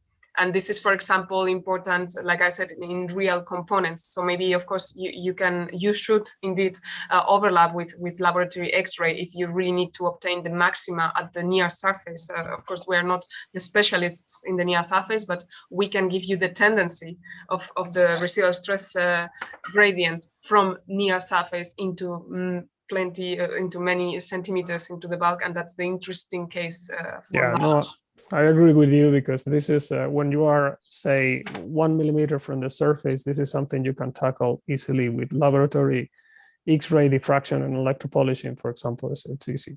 Then when your tensor is not rotating, when your tensor of principal directions is not rotating, then yes, you can. Yeah, I know. I mean, then there are some stress directions that you cannot access with X-ray, like for example, a normal. So this is something you will never be able to do with X-rays, laboratory X-rays. I mean, I'm interested in what you said about the workshop in additive manufacturing, because for example, I don't know if we are aware of that. I am participating on a project that is funded by the Comunidad de Madrid, which is called Additimat, which is tackling additive manufacturing. And actually, I haven't heard of this workshop. It's in June. Is there any possibility at least to access that, or? Yeah, you can type WAM 2021 ILL and you can register in this website. We may send, if you want, the link as well. Okay. Yeah. So thank you very much. This means I have to boost this advertising in Spain then. Yeah, because we think we know all of you, but indeed. No, maybe it's my fault simply. So. No, I have some corners I haven't reached there. So yeah, thanks for pointing this out. We'll work on that. Yeah. Okay, if there are no more questions, we can now pass to the second part that will be given by three ponents. And the first one is José Antonio Heredero. And he's an industrial engineer from the Industrial Engineering School of Valladolid. Started as an assistant professor of the Department of Mechanical and Material Engineering of this Industrial Engineering School of Valladolid. But after he worked as product development engineer in MADE Technologies, which is a wind turbine company. And since 2006, he's an associate professor at the Department of Material and Aerospace Production of the Aeronautic and Space Engineering School at the Polytechnic University of Madrid. And he's as well senior calculation engineer for Airbus operation. So please, José Antonio. Yes, can you hear me? Yes, yes, we can. Oh, okay. Good morning, all people. The first thing. Okay. Good morning, all people. The first, thank you very much for giving me the opportunity to present my experience at IEL It was a very grateful experience, and thank you for the help given by the ILL in my research. So my presentation is about one application that Sandra has just presented now to us about to measure the internal stress state of the material. Sorry, I am going to share my screen. Yes, please. 1 minute.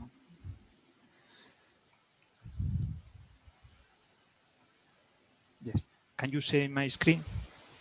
Yes, yes, we can. Okay.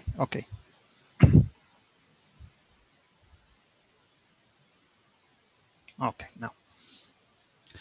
So my presentation is about one application of neutron diffraction by salsa instrument that Sandra has just presented to us. My research is about to measure the internal stress of the material, internal stress, particular and residual stress. Residual stress from one material, in this particular for one aluminum, coming from the principally from cooling operation, because in the temper condition we heat the aluminum more or less near to 500 degrees, and we cool this aluminum to room temperature in a short time. This procedure gives a high internal residual stress in the material. In this particular case, I am going to work with this aluminum 7449. This is an aluminum of the 7000 series. This 7000 series is characterized by high zinc content. In this particular case, for this aluminum, the zinc content range from 7.5 8.5% weight percentage.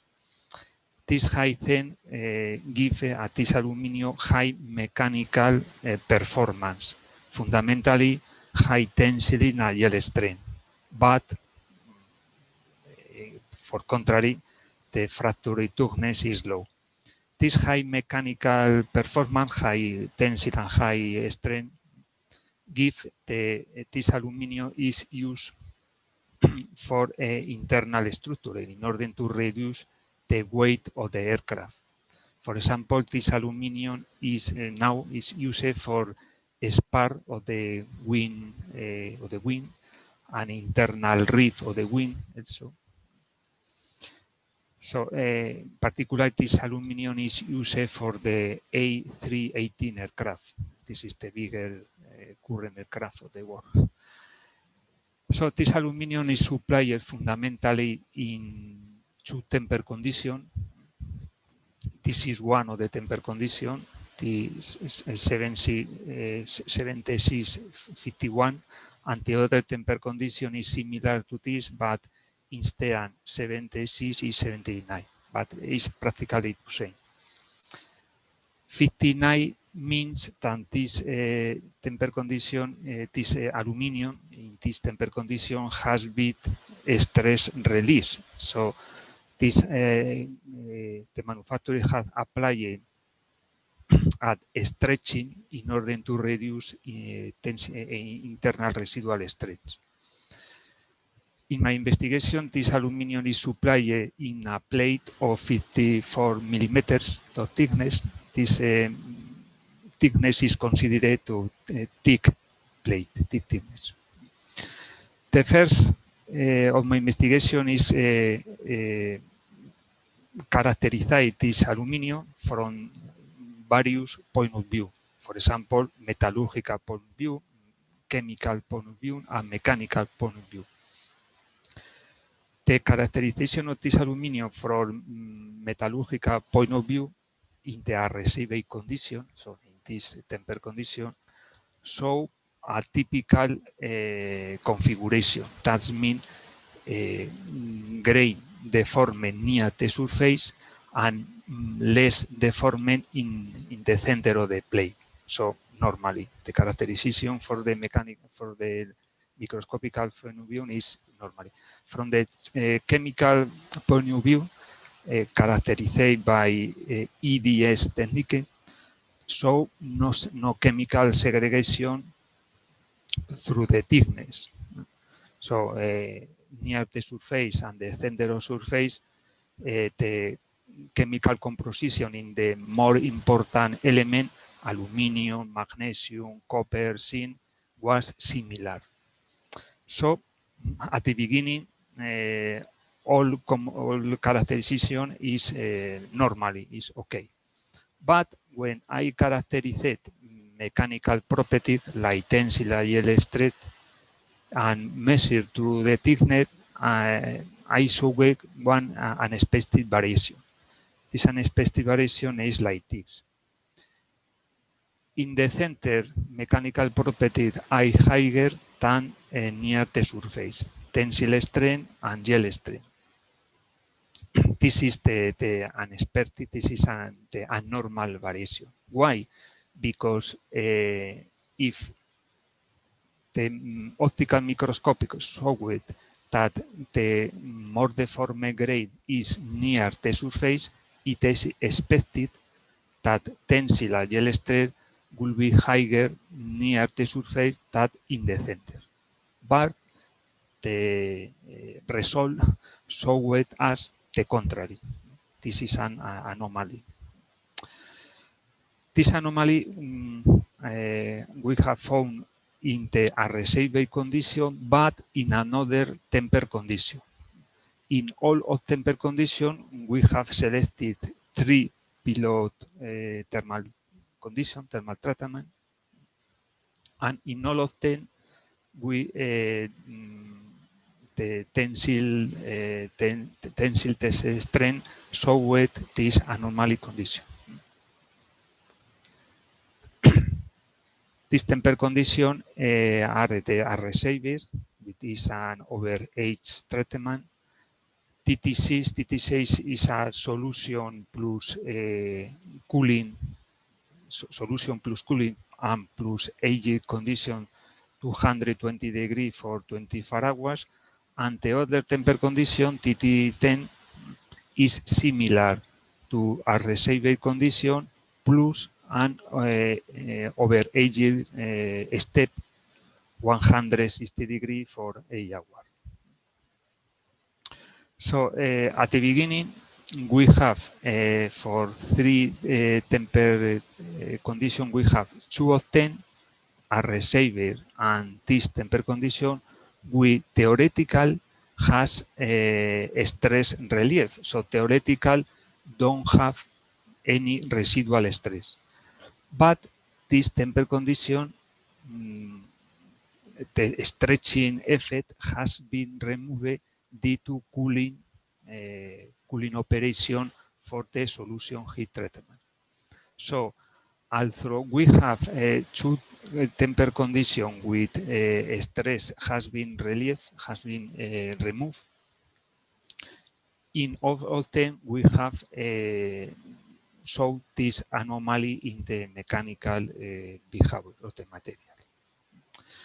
So in order to confirm, to ensure that these 2 temper conditions are received and TT10 has not any residual strength, we have launched an requirement to ILL with this denomination, with this identification,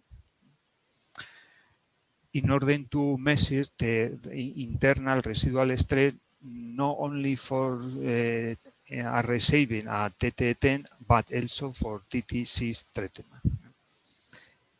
If this state of residual stress is confirmed, we can conclude that residual stress is not the root cases of this anomaly. So my the requirement for the IEL is to measure residual stress in order to confirm that a received condition and TT10 treatment don't have any internal residual stress, TT6, yes, this treatment have internal residual stress. So if this is confirmed, we can conclude that residual stress is not the root cases of this anomaly of the mechanical property.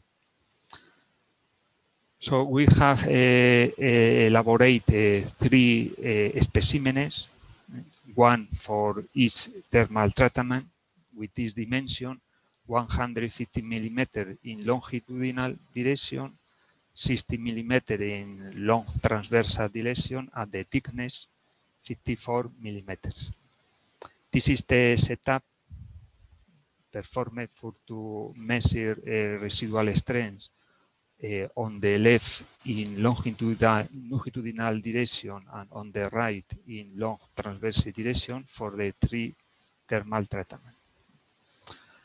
And this is the outcome, the result of the residual stress. As can be in this figure, this is the variation of residual strength in longitudinal direction on the left, long transversal direction on the right, and here in normal, so in thickness direction. The more important distribution are in longitudinal and long transversal direction. According with this result, we can see that a received condition and TT10 there isn't practically the residual strength are negligible in longitudinal and long transversal direction in comparison to TT6 treatment. TT6 treatment, as I tell before, a stretching effect has been removed due to cooling operation. So the results showed that two thermal treatment has been removed the tensile, the residual stress, and the other treatment continue having internal residual stress. So with this result, we confirm our hypothesis that we have two thermal treatment with residual stress are negligible and other temper condition with high residual stress, but mechanical property show this abnormal behavior. So residual stress with this experiment have been confirmed as that there is not the principal root cause of this abnormal behavior of this material. In addition, it is important to remark that this distribution of residual strength for this temper condition in longitudinal and long transversal direction more or less is similar to another investigation, another similar treatment found in the literature. So this behavior more or less is similar to another investigation. So this is my experiences in the ELL and with the SALSA instrument. So thank you very much, Jose Antonio, for this nice example where yes, with a very positive result. Okay, yes. So if there are no questions to this intervention, so we are going to pass to the next intervenant, which is Jesus Ruiz-Hervías. He has a PhD in physics and is full professor of material science and engineering at the Polytechnic University of Madrid. And his research field is the mechanical behavior and structural integrity of materials. He's been visiting scientist at the NIST Center for Neutron Research at the USA. And he's regular user of different beamlines for residual stress experiments in many neutron and synchrotron facilities like ILL, SRF, FRM2, ICES, ANSTO, and ALBA.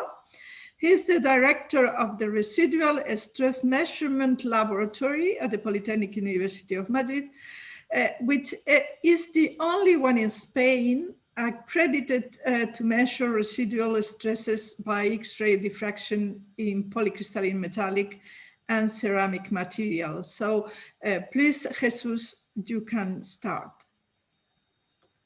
Great.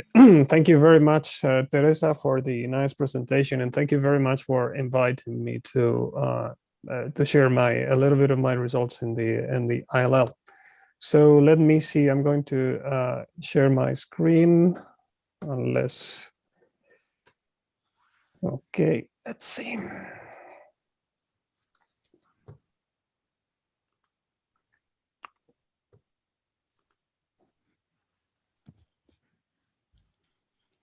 Okay, just confirm that you can see my screen. Yes, we can. Okay, thank you very much. So a lot of what should be said has already been said by Sandra, for example, about the instrument and about the experimental device. I'm not going to go into details on that because this has been explained, only where SALSA is and what SALSA is. So for me, the critical issue, or one of the critical issues that we have, because by the way, I am only going to talk about residual stresses. I have done some measurements on regular diffraction in the ESRF in ID31, but it was mainly to confirm the presence of some phases that we wanted to know. But my main activity has always been on residual stresses. So the definition of the gauge volume in the 3D space, I'd say that it is one of the most important issues for the adequate performance of residual stress measurement experiments. The other one is how do we assess the value of D naught, the unstressed lattice spacing, which is another problem. So with this, in the case of neutron diffraction, the gauge volume, it is defined by this incident and diffracted beam, as you can see here. So the cube that you see on red is the one that we use to define the gauge volume in the space. That is where the diffraction takes place. So I'm going to put here my pointer. You see, this is this very small volume.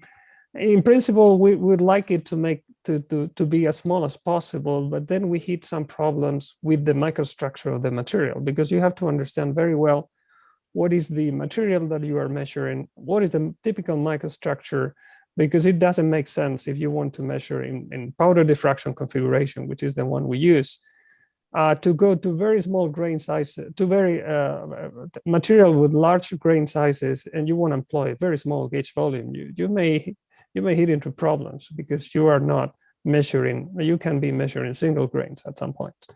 But anyway, that's another question.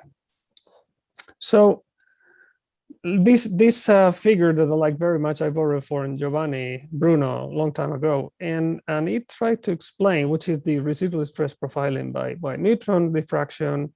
In this case, that we were using this 90 degrees configuration between the incident beam and the diffracted beam. Here, PhD is the position sensitive detector. Here you have the Q vector, neutron beam. Those are the diffracting planes, and then it is quite easy in the sense that we only have one law, which is Bragg law. This is what at least I tell my students. It is more complicated than that. And then we have this movement of the peak that is the one that is going to allow us to measure the residual stresses, basically by comparing the lattice spacing at the deformed crystal with the lattice spacing at the undeformed crystal, this D naught. And D naught is an issue, okay? And then through the constitutive equation for elastic materials, taking into account that this is not a bulk material, but we are measuring in a set of crystals, then we can correlate stress with strain. Okay, I'm going to present some results only on the because I know I'm very short on time on ceramic materials, because we have done a lot of measurements in cold drawn steel wires for pre-stress in concrete, for pre-stress, for example, used for bridges, and this has been published in the literature, and we were, I guess, quite successful in understanding what is the residual stress profile in one of these pre-stressing wires as a consequence of the fabrication process. So in this case, I'm going to present you some research we did some time ago, sorry, about a material which is 95% alumina reinforced with zirconia. Zirconia is it's yttria stabilized tetragonal zirconia. So the point here is that when you want to measure the residual stresses in a material that has two phases, then you usually have troubles. Troubles because it depends on the volume fraction of the different phases. If one of the phase, the volume fraction is very small, you are going to run into problems when you try to measure the diffraction peaks. Sometimes we don't even see them. And in this case, you have 95% alumina, 5% zirconia. So here it's like a little, I'm showing you the microstructure of the material where you can see the alumina grains, and then these little ones that you see there are the zirconia ones, okay, and at the grain boundary. So it's a very nice microstructure here. And this is the experimental setup to fabricate this tape casting system of to obtain this ceramic material, opposed to the traditional slip casting. So those are the conditions we used at Salsa at the time. You can see that it's a rather old pictures, like maybe 2006. And you see here our ceramic samples. You see those are those black parallelepipeds that you can see here. There is the incident slit, that is the diffracted slit, diffracting slit, and here you have the powder samples. In these cans is where we put the samples corresponding to the different materials, alumina, zirconia, etc. And then we took advantage of the position in the beam to measure both, in this case, one of the components of the strain, and then the signal in the powder samples. You see here, they were simply glued here to with this sample holder. Here is the experimental setup. I'm going to go into details. We try to go always to 2 theta equal to 90. So we have a reasonably cubic gauge volume. This is the situation for the normal component. This is the arrangement for the parallel component. This is what you can see here in the pictures. So we took stress profiles in the normal and parallel directions with a 0.4 millimeter step. And our gauge volume was 1 by 1 by 10. So we took advantage in order to increase the resolution of the symmetry of the stress tensor that at least we took into account. And with these, the typical measurements were 1 to 5 minutes for alumina and at least 15 minutes for zirconia. Diffraction elastic constant, which is another issue, were taken from the Kroner model, and the D naught was taken from the measurements on the powder samples. So those are basically the residual stress profiles after a lot of work. So you can see here the stress partition in between phases, which is something that is very well known, but it's very nice to see in this picture. So here you see in red the results in the alumina, either in the parallel or in the normal direction, which is quite similar. And you see here the results in blue corresponds, sorry, it says YZP, this is round, this is zirconia, which is stabilized by yttria. And you see that they are tensile.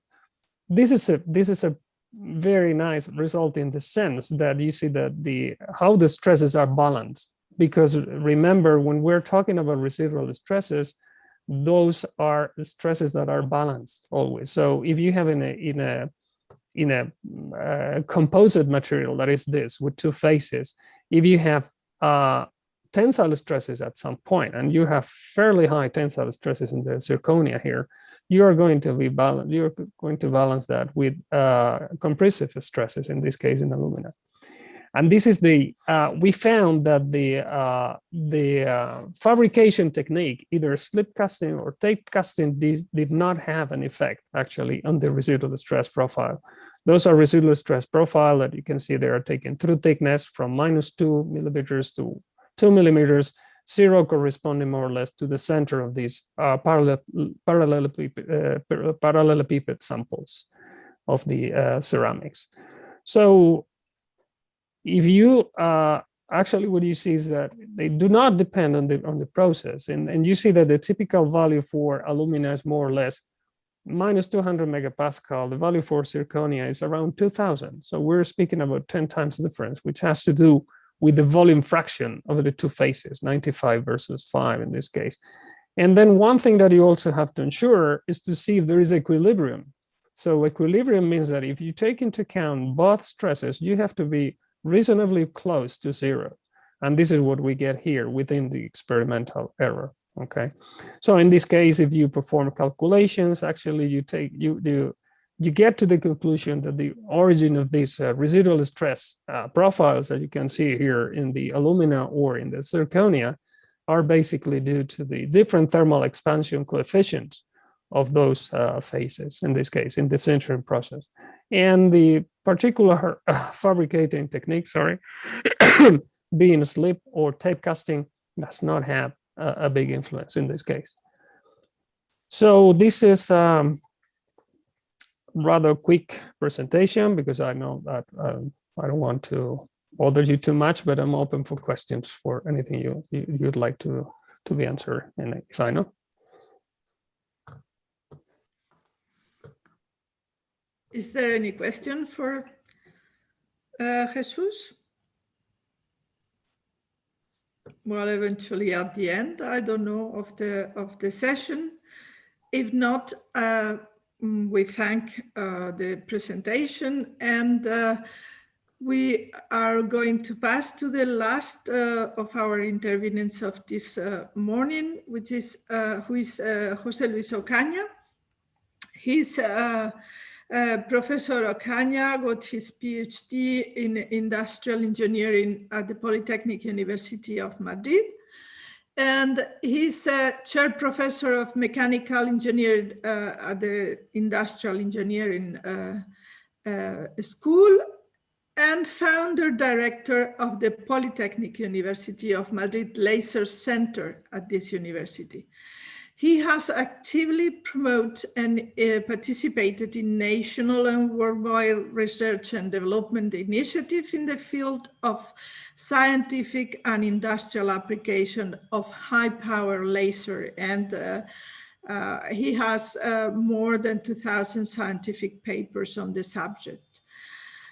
He is member of many scientific committees and editorial boards in the field of laser technology and application, and among them the Spanish Royal Academy of Doctors. So please, José Luis, when you prefer. Thank you very much, Teresa. Please confirm that you can see my screen. Yeah, we can see it. Okay. Thank you, Sandra, and all the representatives from the ILL for the opportunity to have conducted some experiment there. Because our background was not initially due to the need to resolve in the typical scale of neutron diffractometry our problems. Our problems are related to a practical application of lasers. And only at the very end, and we have seen that this can be really fruitful, only at the very end, we will need to check the feasibility of our treatments with respect to the induction of residual stresses fields into the materials. Because for us, our work is just to treat different materials, different metallic materials with high intensity lasers, and try to achieve into the microstructure of these materials compressive residual stresses fields, preventing their fatigue failure or even their corrosion, just by the introduction of these compressive residual stresses fields, preventing the crack propagation. So the idea is sorry, I will change. The idea is to start with a high intensity laser, generating a high pressure into the surface of a material to cause the lateral expansion of this material, and when releasing the power, to expect that the material reacts just by compressing the deformed zone. So in this way, the appearance of compressive residual stresses is expected. So the way in which you can do this is by the incidence of a high intensity laser and the sudden generation of plasma, which is expanding in the contrary direction. So if this plasma is expanding in a free space, the effect you can get is not very intense. You need some counterpart, you need some confining or tampering material, just maintaining during certain time the propagation of a shock wave, an intense shock wave into the material. The result of this shock wave is the deformation, even plastic deformation of the surface, and this leads to a permanent deformed zone into the material, which is carrying out the residual stresses. When you go to simulation of the process, you can see it dynamically simulated, and how these compressive residual stresses can maintain themselves at the surface level, while the equilibrating tensile residual stresses are pushed into the material to the zones in which they are not dangerous. So the procedure of laser shock processing, this is the technique, is I would say it's not completely mature in practical applications, but I would say that the physical prospects of these techniques are already well established, and in particular there is every 2 years topical meeting dealing with the latest advances in laser shock processing, and always the remaining point is just to translate all these advantages of laser shock processing to real applications. For these applications, the problem is that you need to know very precisely the final field of compressive residual stresses you are introducing, because from a simplified point of view, it's clear that for a planar target, you submit the material to elastic plus plastic load. Then when you release the power, the material is unloading and releasing some plastic compressive residual stresses. This is clear. We have measured this by simplified methods into the materials, but the problem is when you go to a complex geometry material. So you need to know very well if the residual stresses fields you are introducing are those that are prescribed from the point of view of application, or really you are not introducing the expected field. So this problem led us to study different materials, and this is our experimental facility in which we have defined different strategies with different overlapping densities, different experimental procedures in order to provide these residual stresses fields. We have been successful both to measure from experiments by the simplified, for example, hole drilling methods, residual stresses, and we have been able to simulate from a full 3D description the procedure of residual stresses introduction. And with these tools, these computational tools, we are able to predict very, I would say, accurately the behavior of the material.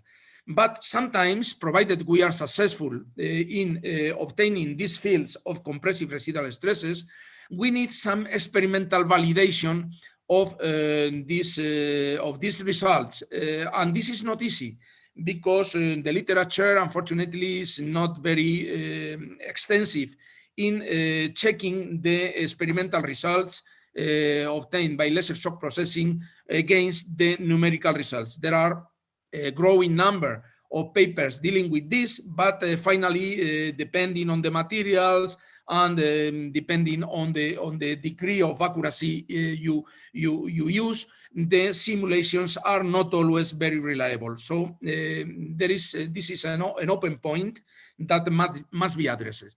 And this is our current field of work, the development of the conditions for which laser shock processing should be applicable to materials.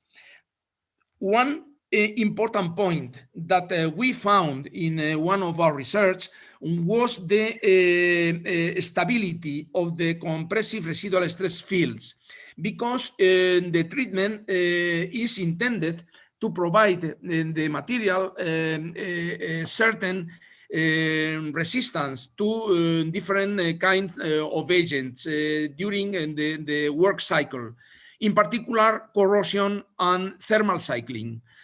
Corrosion is different, so it's a separate study we are conducting also, but from the point of view of thermal cycling, we were interested from the beginning, and we had some intermediate results shown here that showed that we could maintain the effect of laser shock processing even after some thermal cycling, which could be even moderately aggressive. So the idea is that it's clear that we introduce these fields of compressive residual stresses into the material, but it was not so clear that these fields of compressive residual stresses would maintain themselves after an aggressive thermal cycling. So we made a preliminary experiments with colleagues of National Center for Metallurgical Research here in Madrid, in Spain, and we arrived to the conclusion that we were able to maintain a certain degree of compressive residual stresses fields even after some more or less aggressive thermal cycling, and that this was a good data could be confirmed just by increasing the aggressivity of the treatment. And after the increase of the aggressivity of the treatment, it was very clear that the complete release of residual stresses was achieved. But in the intermediate degree of aggressivity of the treatment, we were able to still find some degree of compressive residual stresses. And this was what motivated our cooperation with the ILL, because we wanted to analyze more in detail this stability of compressive residual stresses. Because for us it was important.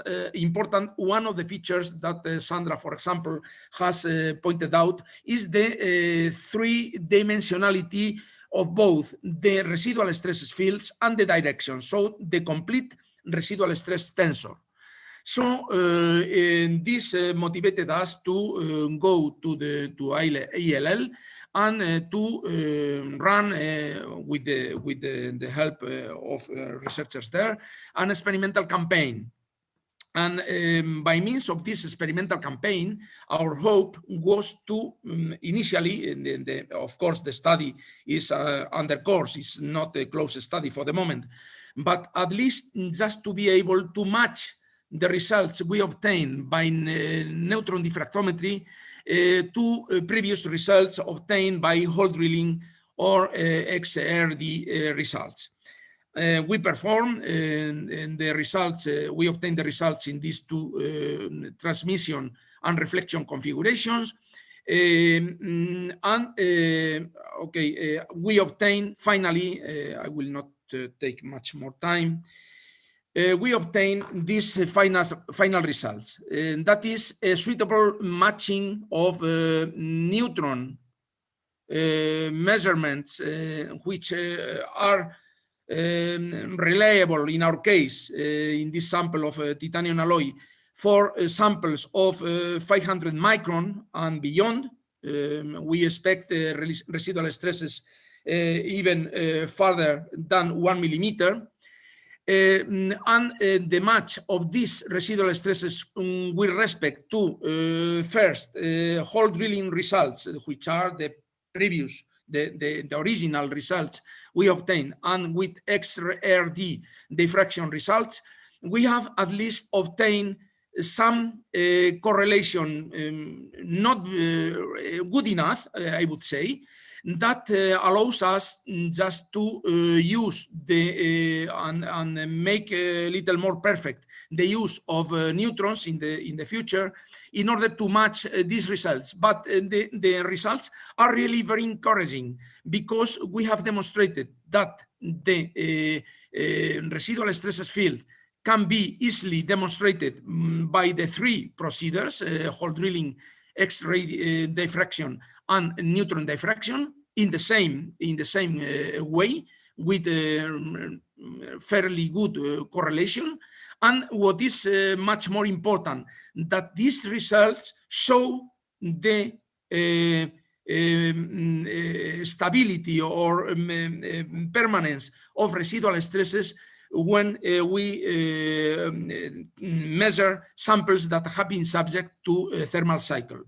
We have obtained this for two different directions. We are in the way of reinterpreting all these results and to progress further with the new experiments. But the main idea is that neutron diffraction has allowed us to confirm within with a good degree of matching our previous results. We now can use neutron diffraction for obtention of fields beyond 1 millimeter, which is an important point, because the depth of the residual stresses that we need to achieve is desirably greater than 1 millimeter, and that after thermal cycling we can still confirm this tendency. So our next plans for cooperation with ILL is to make this even more precise. In these graphs, we are only analyzing the maximum and minimum more circle stresses, but the idea is just to explore the full stress tension, tensor, because we have the capability of simulating with our computational codes. We are the capability of simulating all these fields, and we need also to match between numerical and experimental solutions in order to make even more precise our material models. I would say macroscopic material models, because you know, the typical problem with computational codes is that you cannot go beyond to very small volume, and you need to assume macroscopic models instead of fully microscopic models. So the idea is just to make more perfect these material behavior models in order to predict the behavior of different materials. This is important. This is another problem, of course, and this is in the scope of our future cooperation with the ILL, if we are allowed. The analysis of the behavior of additively manufactured materials. You know that this titanium alloy and stainless steel and other alloys are very suitable for additive manufacture components. So we feel we are really well prepared, together with our computational tools and our complementary techniques of measurements, to pursue some research, fruitful research, in the way of analyzing the suitability of laser shock processing, for example, as a post-processing methods for additively manufactured materials, trying to solve the initial limitations of these materials concerning strength, So you know that the ones as built additively manufactured materials are always with resulting with lower strength than the base material, and we are postulating laser shock processing as a post-processing tool in order to improve the material strength of this additively manufactured material. So very briefly, this is our experience, and we are willing to pursue our research because we feel with large potential of interaction with the ILL. Thank you very much. Thanks to you, José Luis. We hope that you can continue. We hope also that you can continue with this study. And for the moment, there is a question from María Inmaculada García Hernández saying that, may you please tell me how do you calculate the residual stress? It's whether it is it's asking whether it's with a machine or with an equation from another calculated value. I understand that she's referring. I don't know if you can see my screen. Not now. If you are referring to the calculational tools, you are not seeing my screen. I can't share. No, not now. No, I share immediately. Okay. So I understand that she's referring to how we calculate from the numerical code. In our numerical code, we start from typical, for example, finite element codes, but we supply them with well-elaborated material behavior models. The key point is to use a good material behavior model, and this is not so easy because we use in the process we use very fast deformations, and there are not enough constants available in the literature for such deformation, and it is also very difficult to measure them because they imply deformation rates ranging in the about 10 to the 6 per second. So these are too high in order to, for example, measure by the classical Hopkinson bar and things like that. So theoretically or in principle, we would need to rely in very high pressure experiments that are conducted only at very big labs in the United States, but these labs are very frequently related to defense applications and the data are not available. So in principle, the calculational methods are standard methods, but supplied with constants. And it's our continuous field of research, the determination of these constants for improvement of the models. This is the question in which I think, in the sense I understand, is made. But another point is the determination of residual stresses from an experimental procedure. In this case, each method needs its appropriate method of the convolution of the deformations obtained, of the strains obtained in the experiments, and how to arrive from these peaks, diffraction peaks, how to arrive to the final residual stresses is just the convolution of the deformations in order to obtain the residual stresses. And each experimental method has its own procedure, of course. Okay, if there are no other questions, I think we have a little bit delayed, but not too much. So I will close this webinar, and I will do it first of all, thanking to, all my thanks to the organizer first, and of course the intervenant in this webinar. And I would like just to say from my part that I hope this initiative served to broaden the contact with the engineering community, And even if we've not been able to present in an exhaustive way the possibilities that the ILL can offer, we would like at least to have passed an opening message to the study of the possible problems that can profit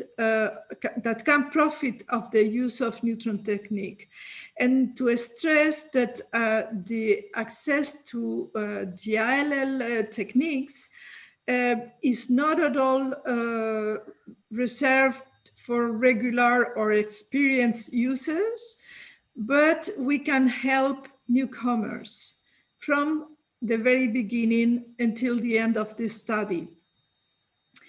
And with my second hat, as president of the Spanish Neutron Society, to say that it will be a real pleasure to welcome part of the engineering community to enlarge and enrich our association.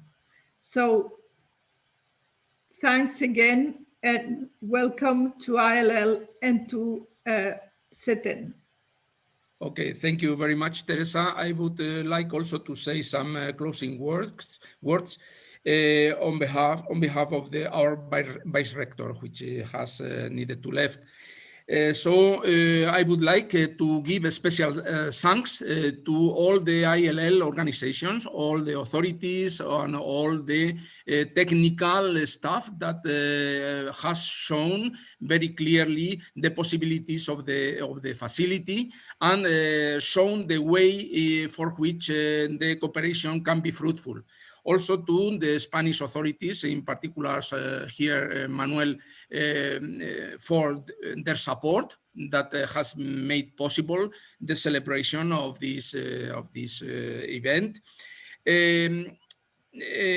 Special thanks to Sandra, to Dr. Cabeza, which has shown very clear enthusiasm and had a clear initiative for the preparation of the event.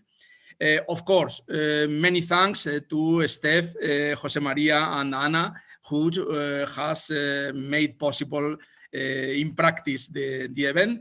And finally, I would remark the last sentence by Teresa.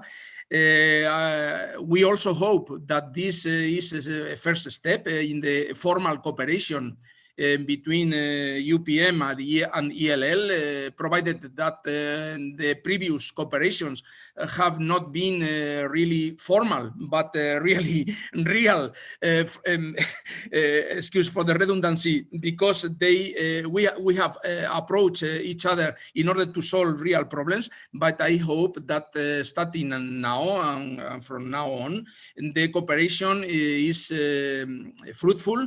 Our Vice-Rector has said about our UPM Big Science initiative, and we hope that within the scope of this initiative, we can continue promoting the cooperation in terms of students sent, projects made in cooperation, and so on and so on.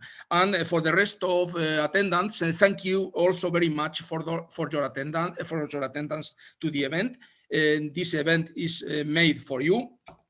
And I hope that through this occasion, you consider the Polytechnical University of Madrid as an entity, as a body that is able to cooperate from the starting points on many problems, but also in advance problems that are related to large facilities and big science. So I hope that your cooperation with UPM is fruitful starting from now, if you are not already a partner, and that you consider including UPM in your partnerships for future projects. So with our best wishes for all of you, I think we can declare this seminar, with this webinar, as concluded. Thank you very much. Thank you very much. Okay, thank you very much. Bye. Bye. Okay, Thank you. Steph, we just close.